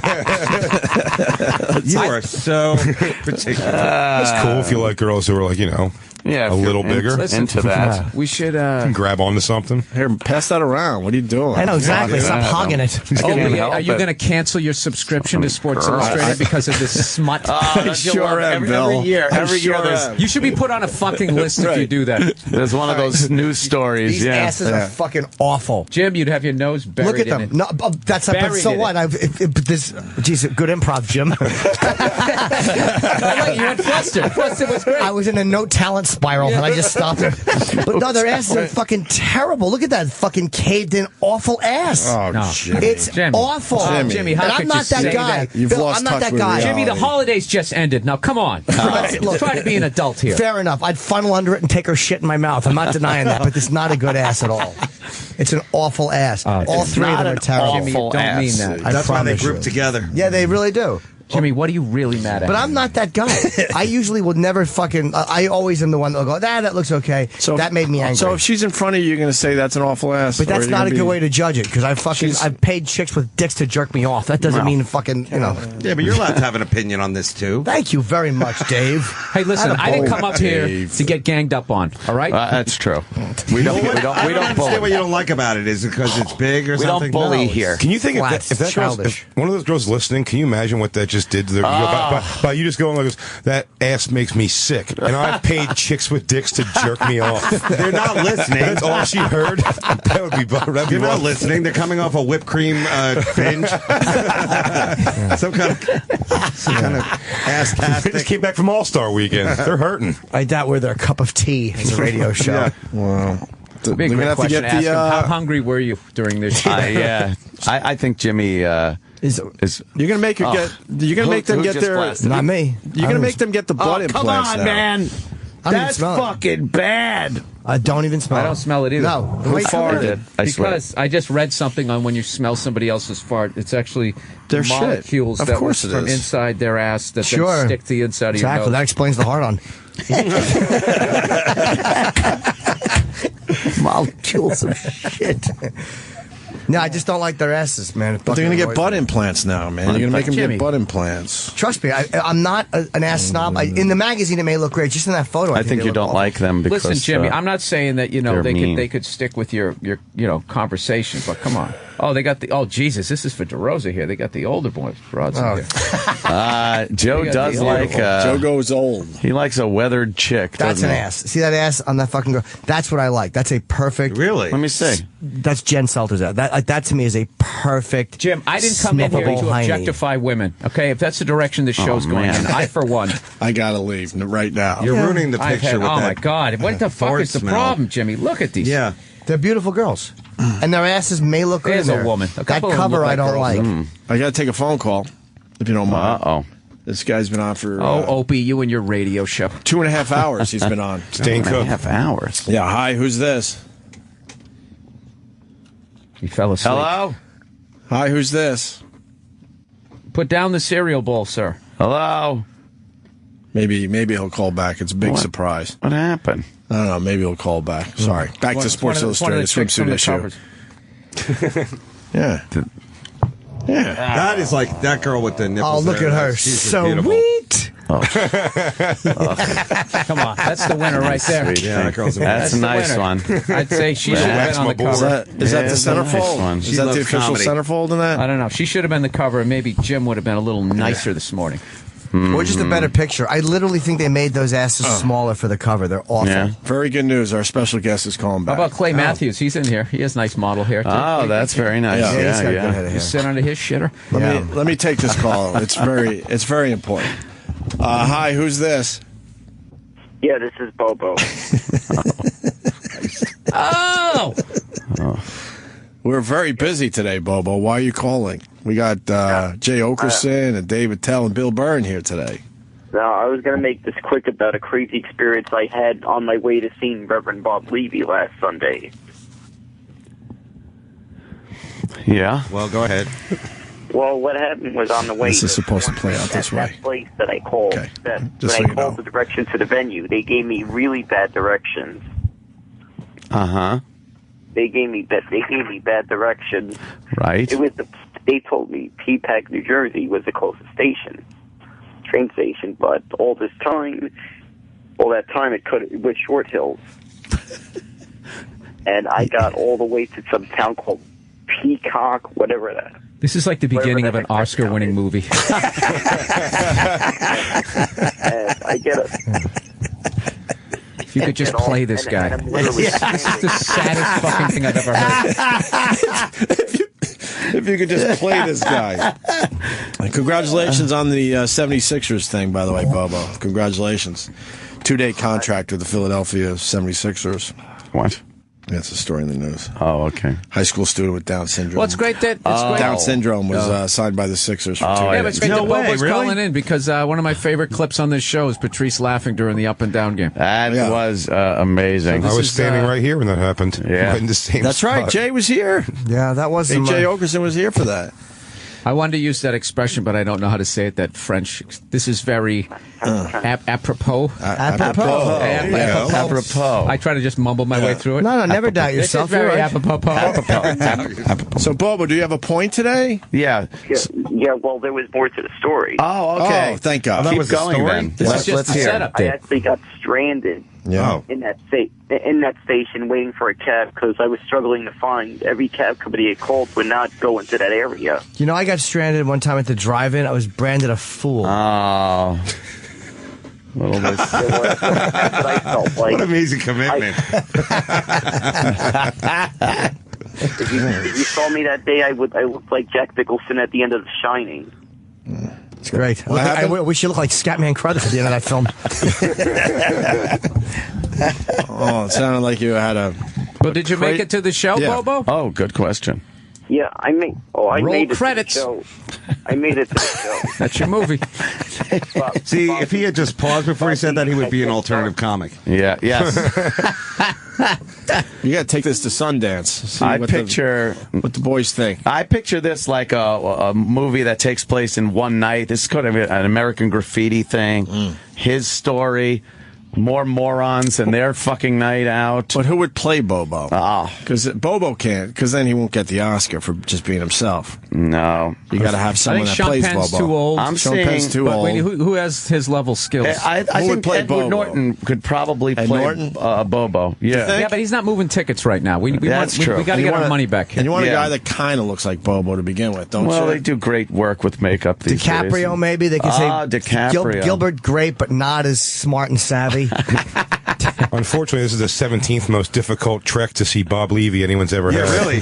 Was there parking by the time you got there? Were there any seats? It was way too far. I was at PPAC. The show was in Springfield. Oh, wow. If you know the map, never the Twain Now show. he's going Johnny Cash on us. I've been everywhere, man. And when I finally did get a cab, that came. Guess what happened? That guy. Wait! You told us to guess. We're trying to guess. He took you to his destination, and the cab smelled fine. No. You found his last name was this story in the glove compartment. You started talking and then didn't realize by the end that he had shot himself. No, by the time I got there, that Thank God. I felt like he extorted me for every cent I had in my pocket. Extortion? Really? I didn't know you got a February.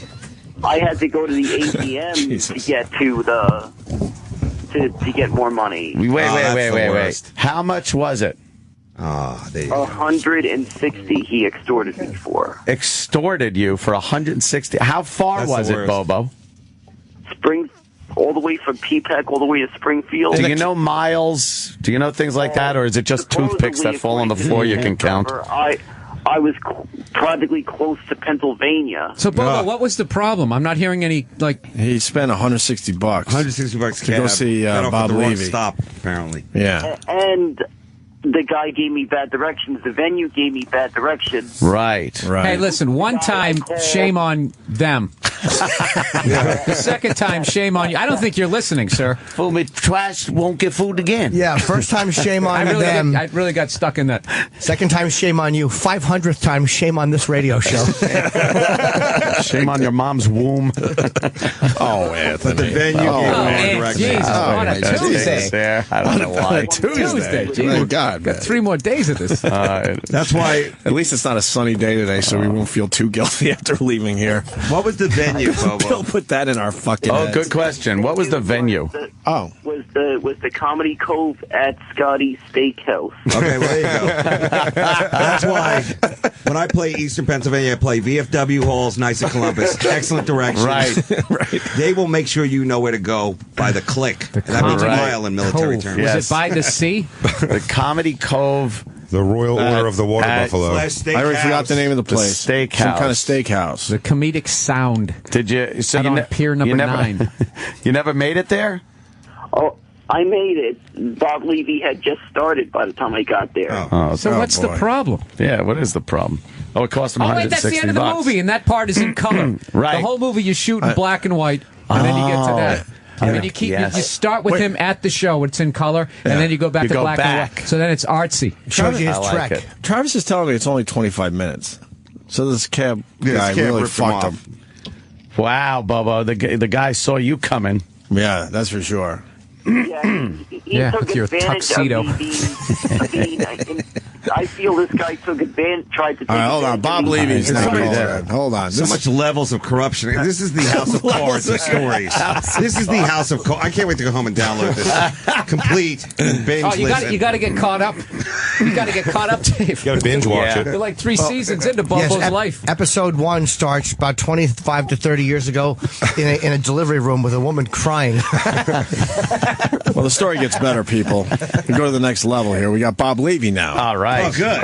Mr. Levy, what's up? He went to the wrong train thing, right? Yeah. You know how far he was away from the club? Huh. He was 15 miles away, and the guy charged him $160. Fuck. He was like just babbling when he got in the thing because he was all nervous. And the guy was like, "Fuck it, I could probably make a fortune off it." Jesus, he took advantage of you, Bobo. Bobo needs a poker face. Yeah. Yeah, he flipped out. Bobo needs a life coach. Life coach, We should find out the name of that cab company who takes advantage of a guy who's obviously as much as we hate Bobo, this isn't right. disabled. Yeah, what was the name of the... I called up. I got the guy. They're going to get it down to whatever the charge would be, and they're going to send him the money. Because I said, he's taking advantage of a guy that's, whatever. That's very nice. I would make it. I love how no one wants to say it. Oh, with merch? Yeah. $160. That's 2 T-shirts. Yeah, with fucking taxi cab cozy. logos. But you guys are missing something. How did Bob Levy get involved with this? How did you get involved with Bobo's problems? He's a man of the people. Yeah, he loves his fans. Because Bob paid $200 for the same ride. Yes, He Bob. walked into the show, and I had like 10 minutes left, and I already did like an hour. And he walks in, and I go, "What happened to you?" And he just starts screaming in front of everybody. Oh, my Just God. got fucked by a cab driver. And everybody thought he was raped by him or something. Everybody lifted up their steak knives, because it's also a steakhouse. He was like fucking, and he just went on with the story. How he had to, he didn't say 100 was enough, so he had to stop at ATM. Where was that anger while it was going on, Bobo? You need to get angry as it's happening. Everybody ripped their lobster bibs off and ran to the door. We gotta fight this guy. That surf and turf crowd, very angry. Angry people. Bring your lobster tails. Yeah. We might need them. We're trying to have some laughs, and a dunderhead has been taken advantage of. But Bob, Bobo thinks you just started your set, but you're at the end of it. No, I did 10 minutes. He seen me there for. He came That's in, it. and I was like, "What the fuck happened to you?" Oh, that's great. And he was like, just like babbling, and everybody was like, "What the fuck is going on with this guy?" So I fucking called up and I said, "You can't take advantage of somebody like, you know what I mean?" Right. Yeah. And they go, "That's real. That's not fair." You know what I mean? Because we have some people in our family that are, like him. Oh my God! Oh, come on. Dude, you should do like public service announcements, like to raise money. Each year over 30,000 people are born. With whatever. Whatever. With kind of. Well, Bobo, what kind of driver was it? All right, dare I say he was black? Dare I say? Jesus, dare I say? Dare I say? How did he sound? you. Bobo does accents now. How does he sound? How did he sound? I don't know. I can't imitate the voice. He kind of sounds Give me like money, motherfucker. Jesus. Yeah, pretty much DJ Who could speak, and that would pretty much describe what he sounded like. Like DJ Who Kid. Oh, like DJ Who Kid. Oh, All right. okay. No. So you didn't ask him like, "Hey, that's a lot of money." I didn't, because the whole point, I felt threatened. Stand your ground. Stand your ground. Right. Threatened how? How'd you feel Stand threatened? your ground. He felt threatened. This took an ugly turn with one question. Why'd you feel threatened? I felt I could have been dropped off in the woods in the middle of fucking nowhere. Did he ask you how much money you had on you? Did he call you new fish? Objection, Your Honor. Leading the witness. Oh no! Yeah, which I'm saying, why would the guy charge 160 when you don't look like you'd have that kind of money on him? Did he say how much money do you have? Did he touch you, Schmeckel? No.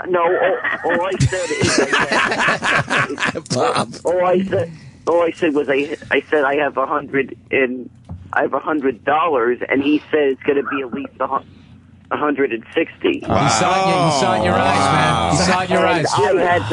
I had to get off at an ATM. What a scumbag! What, to get more money? Then he had to go get another 60 to the venue. As annoying as Bobo is, I want to fucking strangle this. Right? What this kind of cabbie. town is this? Yeah. The fuck? No, and you know what? He's the in funny Deadwood. thing is, they told him. The guy told him it was near Pennsylvania. It's nowhere near fucking Pennsylvania. Oh man! He was 15 miles away, but I talked to the owner, and they're going to reimburse the money. And But they should fire that scumbag cab driver. Hey, let the buyer beware. That's what I say. And Bobo, how caveat emptor? This might be a tough question, but how long were you in the cab, Bobo? How long did it feel? I think it was maybe a half hour. Wow. Were you sitting up front? Well, that's because he dropped you off at the ATM. Exactly. I had to sit in the front seat. Well, that's extra. There you go, son. Why? That's extra. Who's in the back seat? His wife and kid. Wait a minute. Shit. Wait, some guy with his wife and kids drove you? That wasn't a cab, dude. Shit. That Was wasn't this a really cab. an episode of Over There You were Yet? robbed. Yeah, you were robbed. Did it look like a cab? It was an abduction and robbery. It was a cab, but supposedly, Bill, you're right. This is a movie. I found out from the company, their drivers are freelance. Oh, freelance. Oh, they're freelance. Yeah, then he goes. Well, you had to pay for that. Bobo goes missing, and then Judd Hirsch looks for him. Right. Yes, and then finds him and wish he didn't. God, this guy's shut up.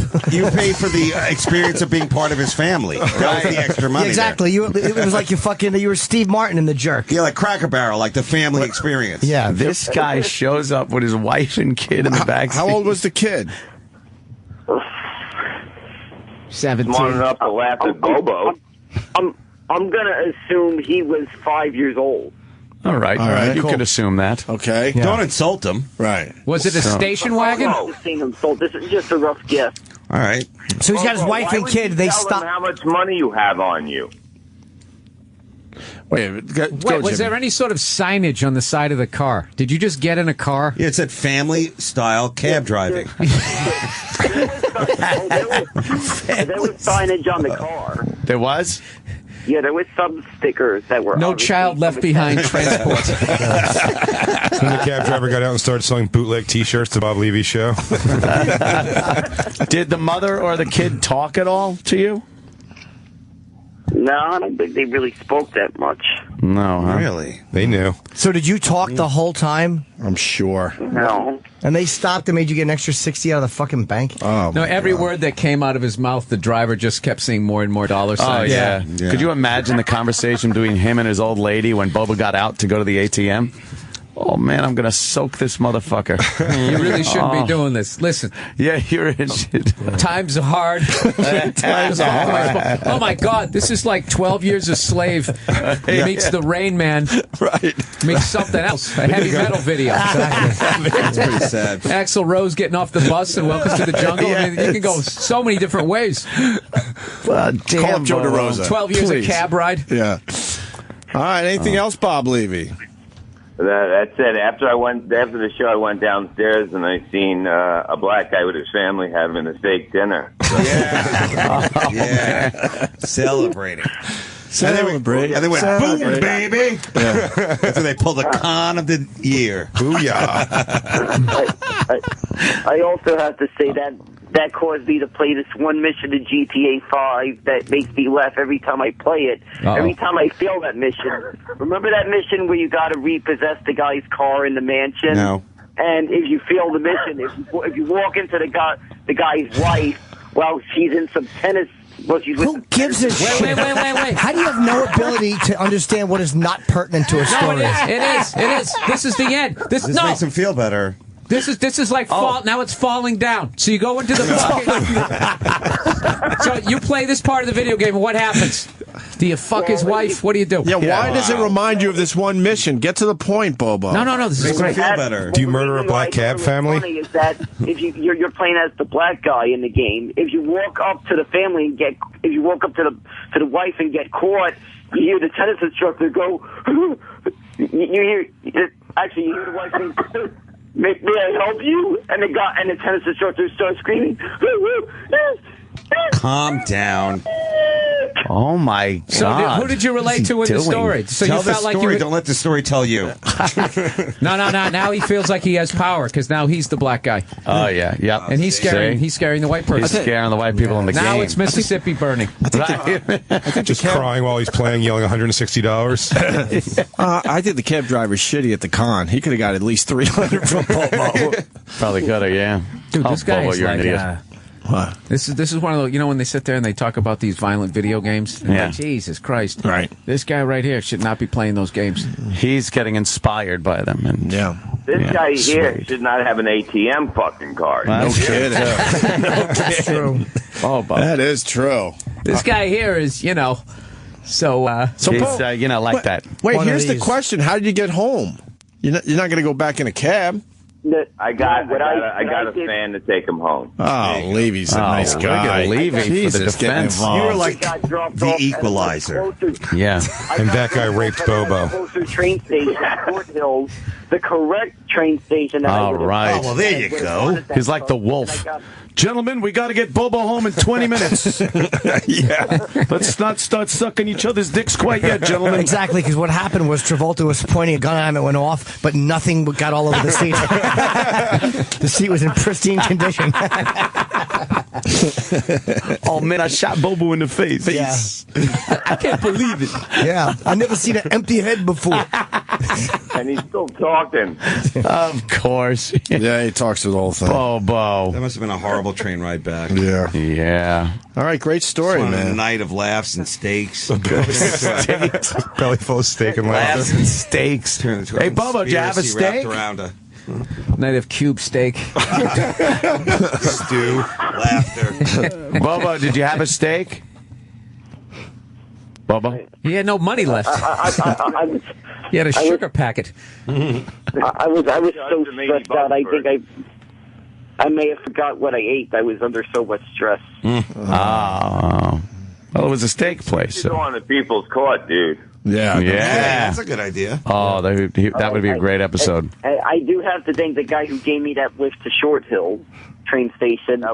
Who was that? Thank him on your own time. Don't thank him on the fucking radio. His name is Islander Nation on Twitter. Who cares? Fucking care what his Twitter is. Did you give that fan an IOU for $160? So would you say now, Bobo, you believe in angels? Jesus, it's the best. There's a higher power out there. God damn. We let him off the hook. I know. He's so taking advantage Yeah, that's a of. good question, Bob Levy. We could end with this. What did you learn, Bobo, from this experience? Yeah. I learned, for one thing, call the venue twice because one person They might... don't want you calling them twice. Call the venue No one twice. wants to be called twice. Oh, no, he learned this. Measure twice, cut once. All right, it's not what I learned. You're right. Bobo learned that you called the venue twice as he keeps babbling. What else did you learn? I also learned that maybe one person might have the better information than the other person. Right. Good lesson. What else did you learn from this whole thing? I also learned really look up the cab company in the area. There you go. Never sit in the front seat of a cab again unless your friends are in the back. Absolutely. Right. During the fucking BET version of the movie Vacation. Oh, the cab driver's baby piano wires you around the neck. Yes. Hello, Carlo. Hello, dumbo. Kicks through the windshield. Get the cannolis. Yeah. And what else? Yeah, what else? Good question, David Attell. Thank you. What else there, Bobo? Come on. Bring a snack just in case. And a compass. Bring a reasonable, healthy snack. Comments? Blood sugar. Balance out. Yes. Yeah. Bobo? What else? Keep a knife in your boot. I also learned next time carry extra hand warmers. What? What? Wait, what about the hand warmers? Oh, it was chilly out. Why, did he make you change the tire? What happened? How cold that was. What? Wait a minute, you gave him 160 and a tug job? No, Bobo. Yes. That's too much.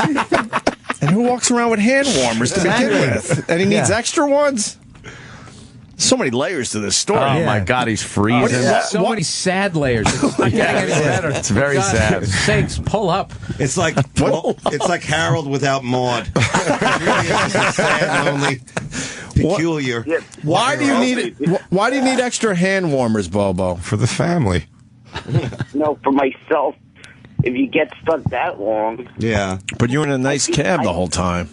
No, Opie, he was stuck. People were texting me saying he's stuck in the cold, he's freezing, he's shivering. What, during your set you have to deal with this shit? How did they know? Because they walked past him? Yeah, it's over there, Bobo. Bob, are you a Twitter comic? He called the club, and he goes, there's some guy on the phone. He's in, like, a town, 15 minutes away when there's a train station right down the block. Jesus.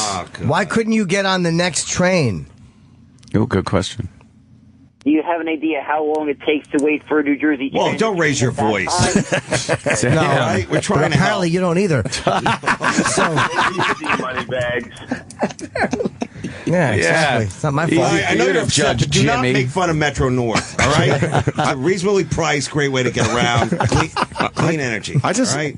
Let's take a breath here. Clean energy. I just love that Bob Levy was heavily involved. That just makes me completely very That's happy. excellent He's with a the good fans. man. Negotiating a Heavily fucking involved. negotiating hostage exchanges. Right. Fucking Getting text messages from other fans that Bobo's stuck. Got home, yelled at the company. I had to take care of him because the guy took advantage of him for one reason, because he could have. I know. And Bobo told him how much fucking money. You don't say. I've never gotten a cab, and the guy said to me, "How much money you got on you?" And I just handed it to him because he told me. Right. You shouldn't tell him the money. That's something you should learn too today. Well, that's like a local cab thing. You know, you don't have meters. It's like the guy just knows from living there. You do that. You do that shit before you get in the car, though. My first hooker ever got me like that. Yeah. What did he say? Some roads. 45 years old. He said, turn around, close your eyes. She'll be in a minute. Hold on. We go to Big Jay Okerson. How did that play out? Oh, I was doing was working for some engineering company, and they set me on some thing I had to go, like, they put me up in a hotel to go, like, on the road to Stocking lab coats? to count cars. It was, but I saw there was, like, a girls, like, massage, like, truck stop place, and I went, when I had, like, free time myself, I went to the place, and I walked in there, and I had, like, $200 to my name. It's all I had. And, you know, they'd reimburse me for all my food and everything, and I sat down with this elderly lady. Oh, no. Who gave me a massage and lightly grazed her fingers around my dick, and then she started making the hand motion, like, "Do you want to fuck?" And I nodded yes. And she goes, Does she go like this? Yeah. Finger in the hole? She started fucking her own fist. Thank you for reminding me of this radio. And I nodded yeah. And then she goes, she put up she goes, $300. And I go, I don't have $300. And she goes, what do you have? And I went, $200. Oh, no. And I gave her the whole, and, and then 10 minutes later, when you're just fucking up that, you're like, why did I do that? I got to be honest, though, Jay, I almost understand her because she gave you a price and you said no. So she didn't just say, how much do you have? That wasn't a total fucking. She actually would have wanted more. Yeah, you kind of fucked yourself. No, but I mean, that was a fair question. I was stupid to give mine, but I was dumb to say, hey, here's all the money you I should owe. have said 75. I got $75. That's basically the same story that happened to Bobo. The guy made that fucking "you want to fuck" sign to him. Damn. All right. I felt bad, so I called the cab company and I said, they go, what did the guy look like? I said, he was black. He goes, we're all black. And I was like, he goes, African American. That's racist. Right. Yeah, I didn't know that. So, I can't say man. That's some racial profiling right there. Yeah, but I mean, they robbed the fucking guy that, you know what I mean, that, is a little... They robbed a stupid little cracker. Hey, that's what they did. Let's run through the mud on Worldstar Hip Hop. In the fucking cold. Here we and he go. was babbling like an idiot to the guy. Nah, I'm relaxed. I'm not saying a word. Come on. Why don't we stop beating around the bush? Bobo. Bobo. Yeah. Yeah. What do you think is wrong with you? Jesus. Oh, I don't know. I guess maybe I sometimes have fallen for things earlier too easily. What? No, what do you think is... In general, or just... He's saying he's naive. He's a little naive. What do you think is wrong with you overall as a human being? The good in people. What's wrong with us?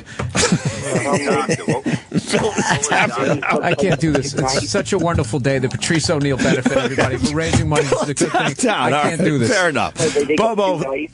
Bobo, thank you. I do suffer from an anxiety disorder.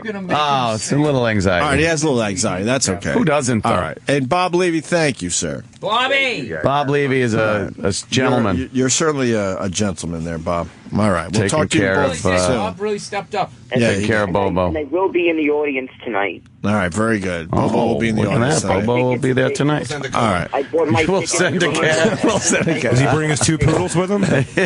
We're gonna take a break and finish up the show next. We got Big Jay Okerson, Dave Attell. 10:30. We do 10:30 nowadays. I know. Thanks, Bob. Thanks, Bobo, and we'll be back. The Opie and Anthony Channel. All Opie, all Anthony, all the time. It's real. You know how you can tell how pretty a white woman is? The value. You look at her and then you wonder how long they would look for if she was missing.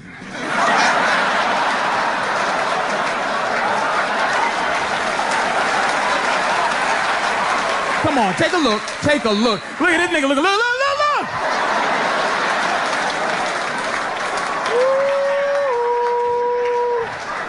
I saw you look mad, sweetie. How long, if you was missing, how long you think they were? How long you think they were? Exact. She don't even, she went.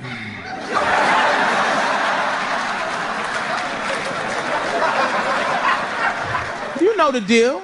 I ain't saying nothing wrong. White woman's life is valuable. What's his name? Joran Vandersloot? Right? We find out he was a serial killer. Man, he kills women. That's what he do. He do it well. You know what I mean? We know the girl that he you know, supposedly had, what's the girl in Aruba? Natalie Holloway, right? But the one, he just killed a girl in Peru. What's her name? Exactly. Look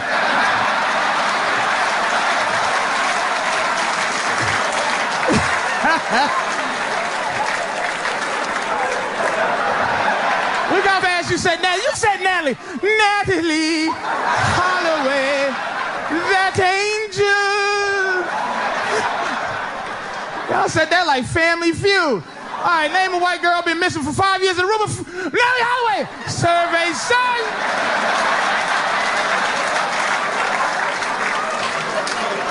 Name a Peruvian girl that was killed yesterday. What is that big head third world Peruvian bitch's name?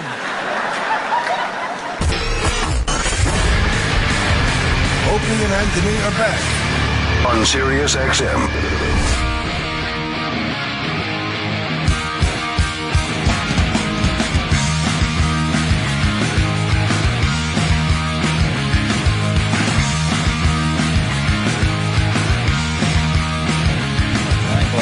We got Bill Burr, David Attell, and Big Jay Okerson killing it today. We got the Patrice O'Neal benefit tonight, and I believe Patrice's mom is here. Where is she? She's making her way up to the studio to say hi. Hey, did you see that girl from that reality show, Pal? You know, Pal. Yeah. Did you see her Instagram? The latest Instagram pics? With the bikini? The bikini on? Her laying down on her back? Fuck. We'll have to talk about 90 Day Fiancé tomorrow. Yeah. I just wanted to make sure you saw that. Oh, yeah, I did. Yeah. Georgia! Georgia O'Neal. Georgia O'Neal in the house. What's going on? Hello, Georgia. What's up, Georgia? Good to see you. Good to see you. Good morning. We're on the air. How are you? Wow. Morning. Wait. I haven't seen you since Boston. You good? Yes. Let's get her. We have to get you a mic because we're actually on the Take a air. seat. Pull up a chair. There we go. Here we go. Here we go. And everybody situated.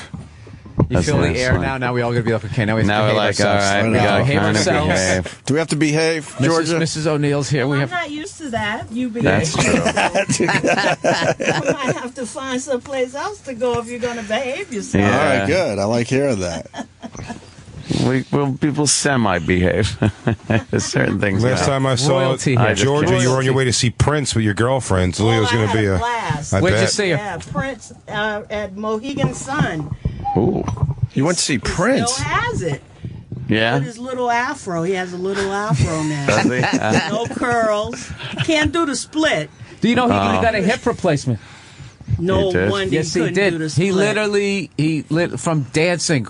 That's how much of a show this guy put out. He's like Bo Jackson. he had to get a hip replacement. I mean, that guy's putting on a show Because of the bat dance? Wow.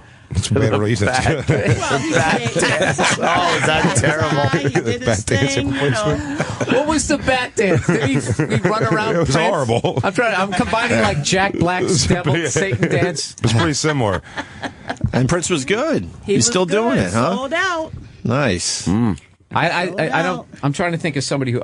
Everybody I know who ever sees Prince says that's the greatest show I've ever seen. I'd go see Prince. He is. I think you got to go see I Prince. sat next to a guy who saw him 16 times. I wondered, right? Was he wearing a tiara? No. No tiara. Good. Little tutu.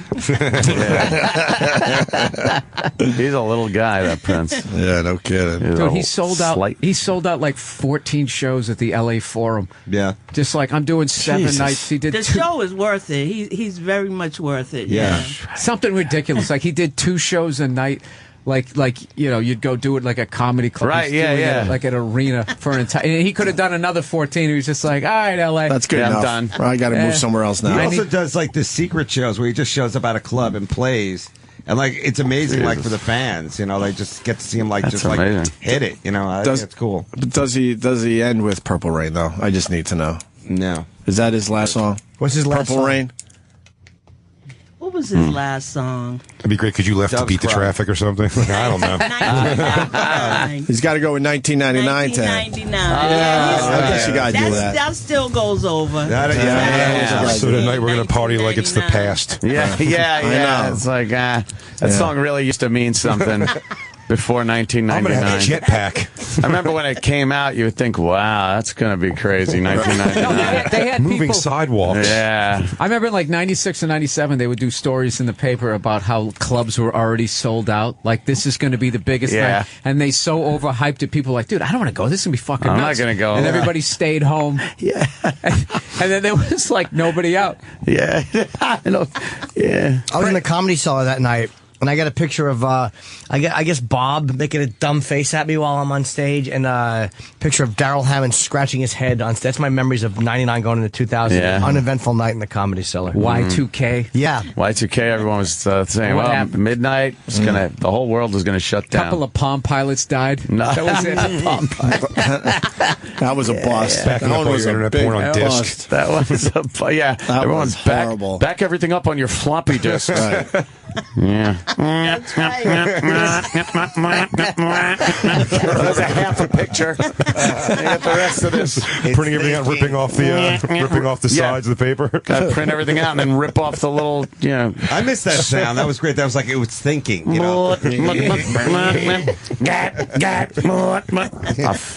was a good sound. Yeah, well, there's a good 1 meg of information just put on there. It's going to be a good time tonight, Georgia. We're all looking forward I'm so to this. Looking forward to it. I thank you guys so much, the fans, and I'm like feeling the love in this room. That's great. Yeah. The fans are great too, man. They just This is basically the one wholesome show we do all year. That's it. All the rest of it is right. Tomorrow morning we turn back to garbage. Bill Burr is personally guaranteed better than Prince. The show will be. Oh wow, better than Prince. When did you get to town? Last night. Okay. Yeah, about 6 And you staying for how long? till Thursday morning. Yeah. Yeah, they're already I'm staying at that beautiful Grand Hotel down on 42nd Street. It's about easy, as Georgia. big Easy. as Don't tell a people exactly where you are. dollhouse. There's a lot of creeps who listen. It's a dollhouse down there. I'm so Yeah. surprised. Oh, it's tiny. Tiny. I have to go against the wall, shimmy on over to the bathroom, shimmy back to the bed. Is it clean? Semi-clean. Oh, my we could have got her a better room. My gosh. She won't let me hear it. Every year, I go, I'll fly you down. Let's put her in a push you up suite. nice. And she goes, no, I'm fine. I'm fine. And now you're going to come on here talking about your period. Oh, my God. Oh, Bill. Bill? Oh, charity's a scam. Bill's keeping all the money. What are you doing to me? What are you doing to me? Oh, Bill. You put Mom O'Neal in a hostel? No. You piece of shit. Oh, no. In the corner. She's in the corner, I think. It's got a brand in front of its name. All right, that's good. It's written in marker. It's the line. George, you Man. got to back me. You Yeah, got to the love me. why. The grouting is not toothbrush clean. She has not supported you yet, Bill. She's not supporting your claims. Oh, Bill. Put Patrice's mom up in a dump. Drug addicts in the lobby? I mean, this place is scary. She's got a shimmy to the We need a $2 deposit for the sheets. The bathroom's at the end of the hall. The concierge did knock off police tape in front of your door. Oh, no. No, it's fine. The investigation's over. You can stay here. She won't let me. She always says I'm fine. The bed bugs are free, though. All right. You take those home with you. Bill, where you stay when you're in New York? I stay at the W. The top 2 floors of the W. Allen Iverson, you rent the whole floor. I had some lovely visitors last night. We went over the final numbers. She says it's a dollhouse. Oh, that's crazy. You know, shimmy, and I haven't done that since the 60s. Shimmy doing the shimmy against the wall. Man. I'm fine, Georgia. Let me. That's No. great. Well, she's probably so grateful for the $300 that was given to her last year after the big show. It should have been like 300. The 150 in movie passes. Get some from the snack bar. Oh, man. Some screeners, some Writers Guild screeners. That's funny. Someone should Georgia, have done next year, something. can you let me at least pick the hotel? Yes, I will. Okay. Man. I'm just gonna make a reservation next year. Absolutely. How'd you next find it? year, I'm excited. How'd you find this hotel, Georgia? Priceline or something? Street team? I did. Priceline. You went Priceline, They right? matched the price. They sure did. Because they wanted more. I called the hotel direct. They wanted more. Priceline had it cheaper. So they matched the price, but the grand in front of its name had me convinced. The hotel lobby is amazing. Yeah. What was your when other you option? take those elevators upstairs, You don't know So what they you're spent going to all find. the money on the lobby. That's the oldest trick. What was your Yeah. other option? I'm gonna Boy, oh send you boy, is this pictures place of the great. lobby. Hotel. I would have went with the La Quinta. Does the room have an actual Yeah. key? Oh, no. No, you don't like the La Quinta? No. Very nice. It's reasonable. It's The great. continental breakfast blows my mind. Is there Did they, From 9 to 11? What's As that? long as the grouting is clean, you know they're doing a You job. in the ground already. Did they leave Bill, the can light you put on her for up in you? a stainless steel place? There's no Bill, can you at ground. least buy her shower shoes before you make her take a shower in this creepy I didn't place? expect chocolate on the pillow, but I did expect it to be grand. Is it Listen, within there was walking some up there was some Walgreens or CVS? misappropriation of funds. Wow. It was. I was unaware of it. I It can't happened wait. at a level beneath me. We are currently investigating, and we promise that we will have some answers. There's not, I promise you it I was am as my up- choice. there's I am not as graffiti upset on the walls, as is there? anybody else's. Yeah. Graffiti on the walls in the hallway? The artwork. My sucks. client, Bill Burr, is plead the fifth. Right. How much a night is Second, the the room? fifth. He How much a believes he night? will be exonerated when all the facts come to light. This will tell the story. How much a night is the room? Okay, well, before Priceline, the room was $269. Damn. Oh Jesus That's Christ! reasonable That's for not New York bad. City. Yes, That's you pretty know. reasonable. An hour? That's, I'm saying it's too reasonable for New York City. Yeah. For 42nd boy. Street in the heart of Times Square in Yeah, the, that in the was before crossroads of the world. Crossroads of the universe? Yeah. After Priceline, it was like $170. That should always that's not good for New York. That's way too cheap for New York. But wait till I tell you what hotel it is. You're going to be surprised. And It's not there the she is hotel, in the is little it? hotel. Yes. No, What's wrong with foreigners? It has a grand in front of its name. Figure that out. Oh, so it's... Oh, wait a minute. man. I think I know. That's how much Howard they're Johnson making has off a grand in front of it. It's Grand Slam breakfast. Yeah. Bingo. All right. That's actually a decent choice. I understand why. See you- what I'm saying? Yeah, that should have been all right. Fooled. That should have been all right. Yeah, there's other As ones. long as you could do Yeah. the shimmy, you're fine. The shimmy. You should have went to the presidential. Patrice's mom's You got shouldn't have to do the I shimmy didn't getting get to into a practice room. dance moves to go in your hotel room. Yeah, no shimmying. Well, you know. Is it true that you? Yeah, did you I'm not doing make the use Martin these Short funds? character with the long cigarette Yeah. hat? I know that. Why would I know that? What? How would I know that? Why did you find out how much the rooms are? Meanwhile, Bill's doing gymnastic floor routines in all the space in his room. Exactly. You have no idea what to do with the room in is there. a loft down in Soho. Bill staying on a yacht inside a hotel room. Yeah. How'd you get down from Boston? Drove. Yeah, Did you want to get a train and Bill said it wasn't in the budget? Bill, you couldn't fly her down? Really, Why don't you right? fly it down, Bill?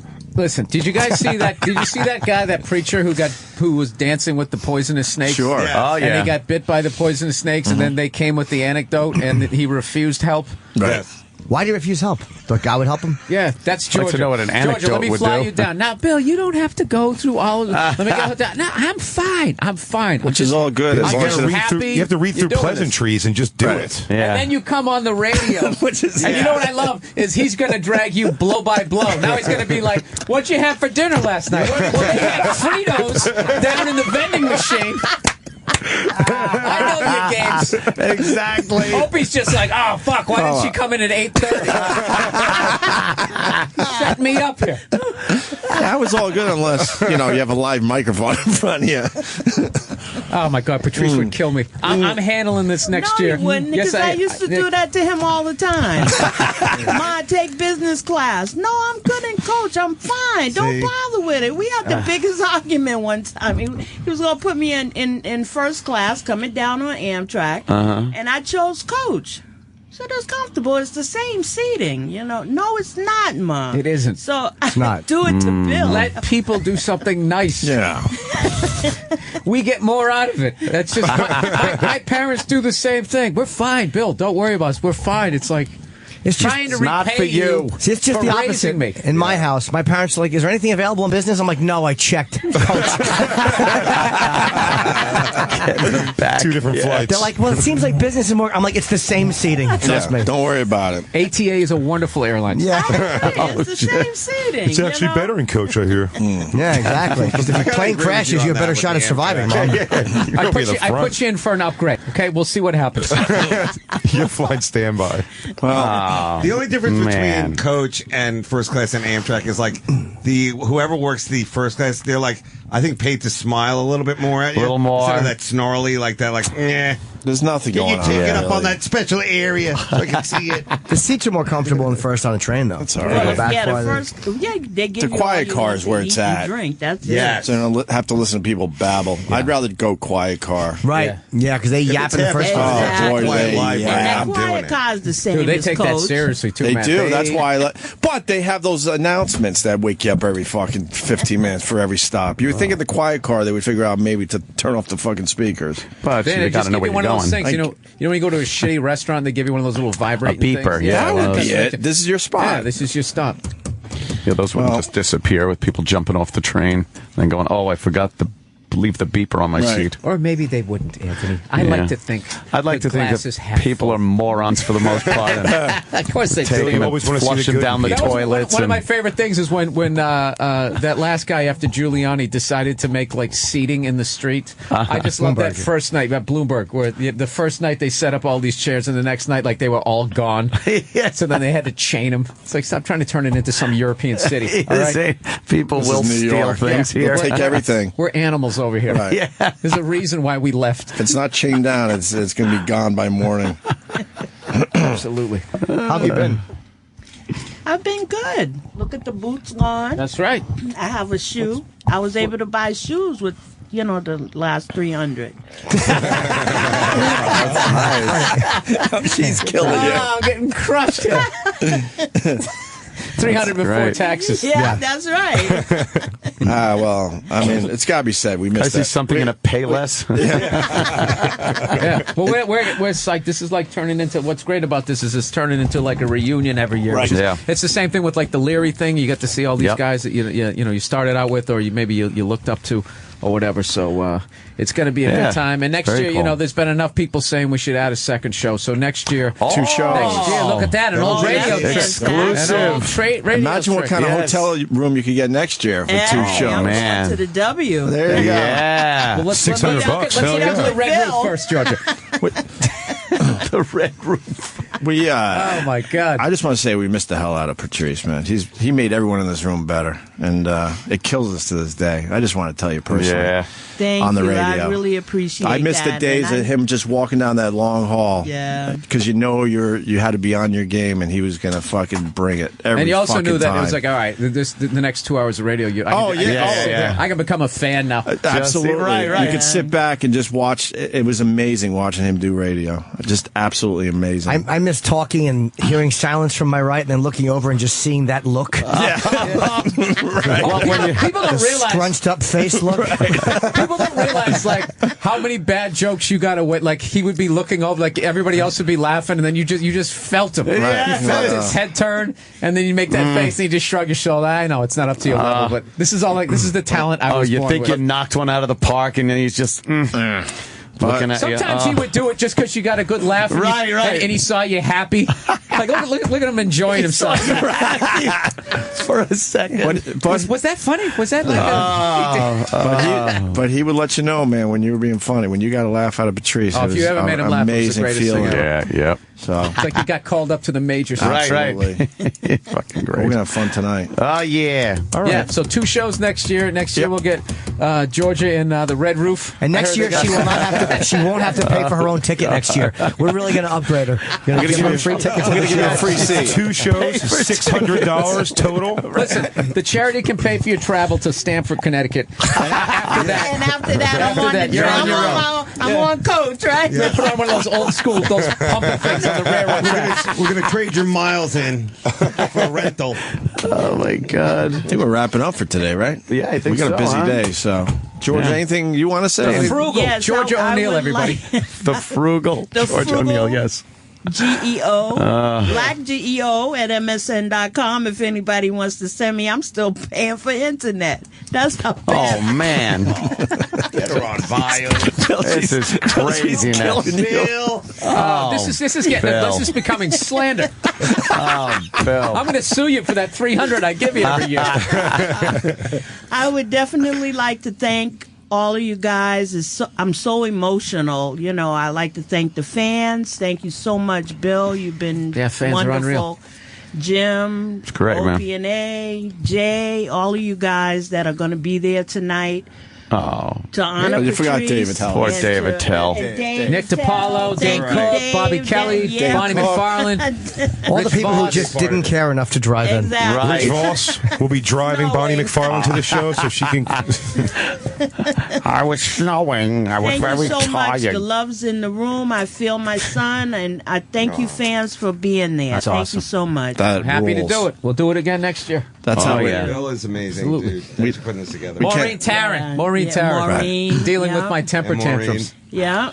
Why do I gotta sign stuff? Bill, relax. Bill. You just Well, download that's what I it, just sign it, I will handle I Maureen's a have to sign whisperer. a piece of paper. What am I signing? Maureen Tarrant is the comic, comic whisperer, yeah. She is the comic whisperer. It's so you don't. They just have to get everybody to sign before they go on the air. Yeah. Yeah, why? Because they're just afraid of lawsuits. Because we're going to cut What are this. you using? We're going to cut this up and make it seem like you said other things. Right.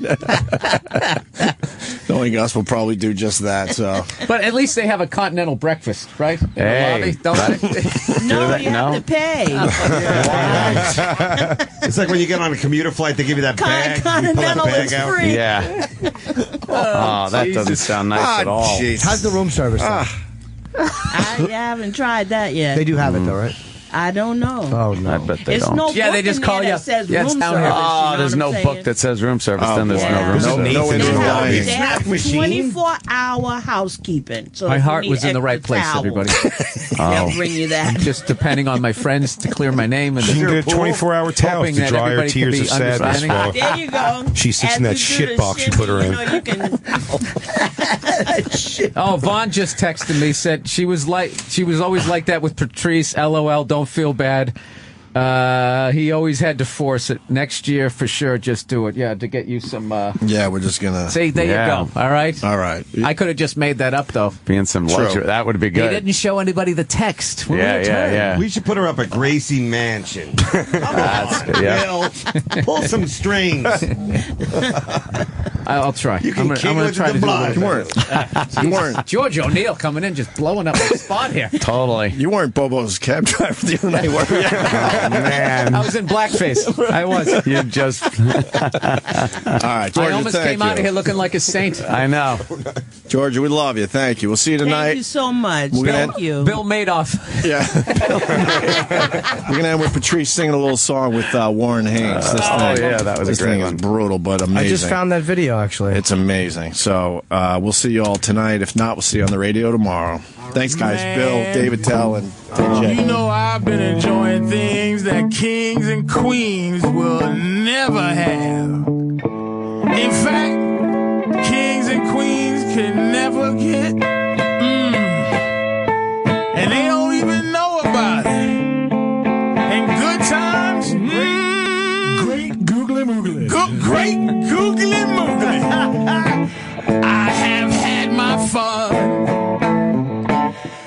If I never get well no more,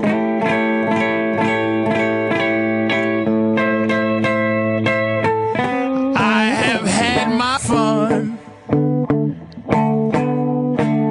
If I never get well no more,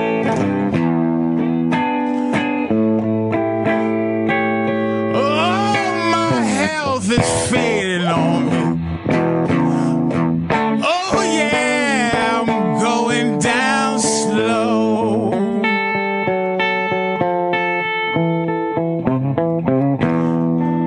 Now look at here. I did not say I was a millionaire, but I said I've had spent more money than a millionaire. Cause if I had kept all my money that I already spent, I would have been a millionaire a long time ago. And women, ooh, women, great googly moogly. Please write my mama, tell her the shape I'm in.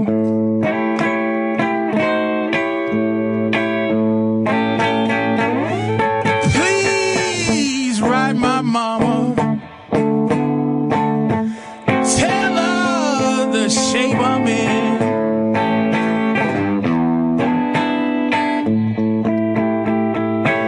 Tell her to pray for me. Forgive me for my sin.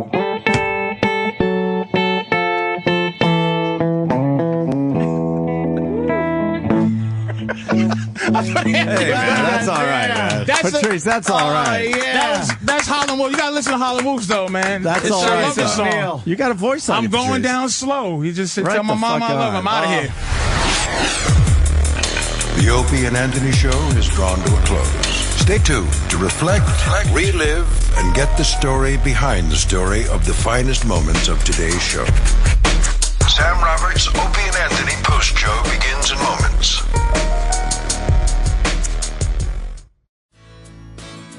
This show was brought to you by Afro and Friends. You can get other high-quality Opie and Anthony related audio from the website afroandfriends.blogspot.com.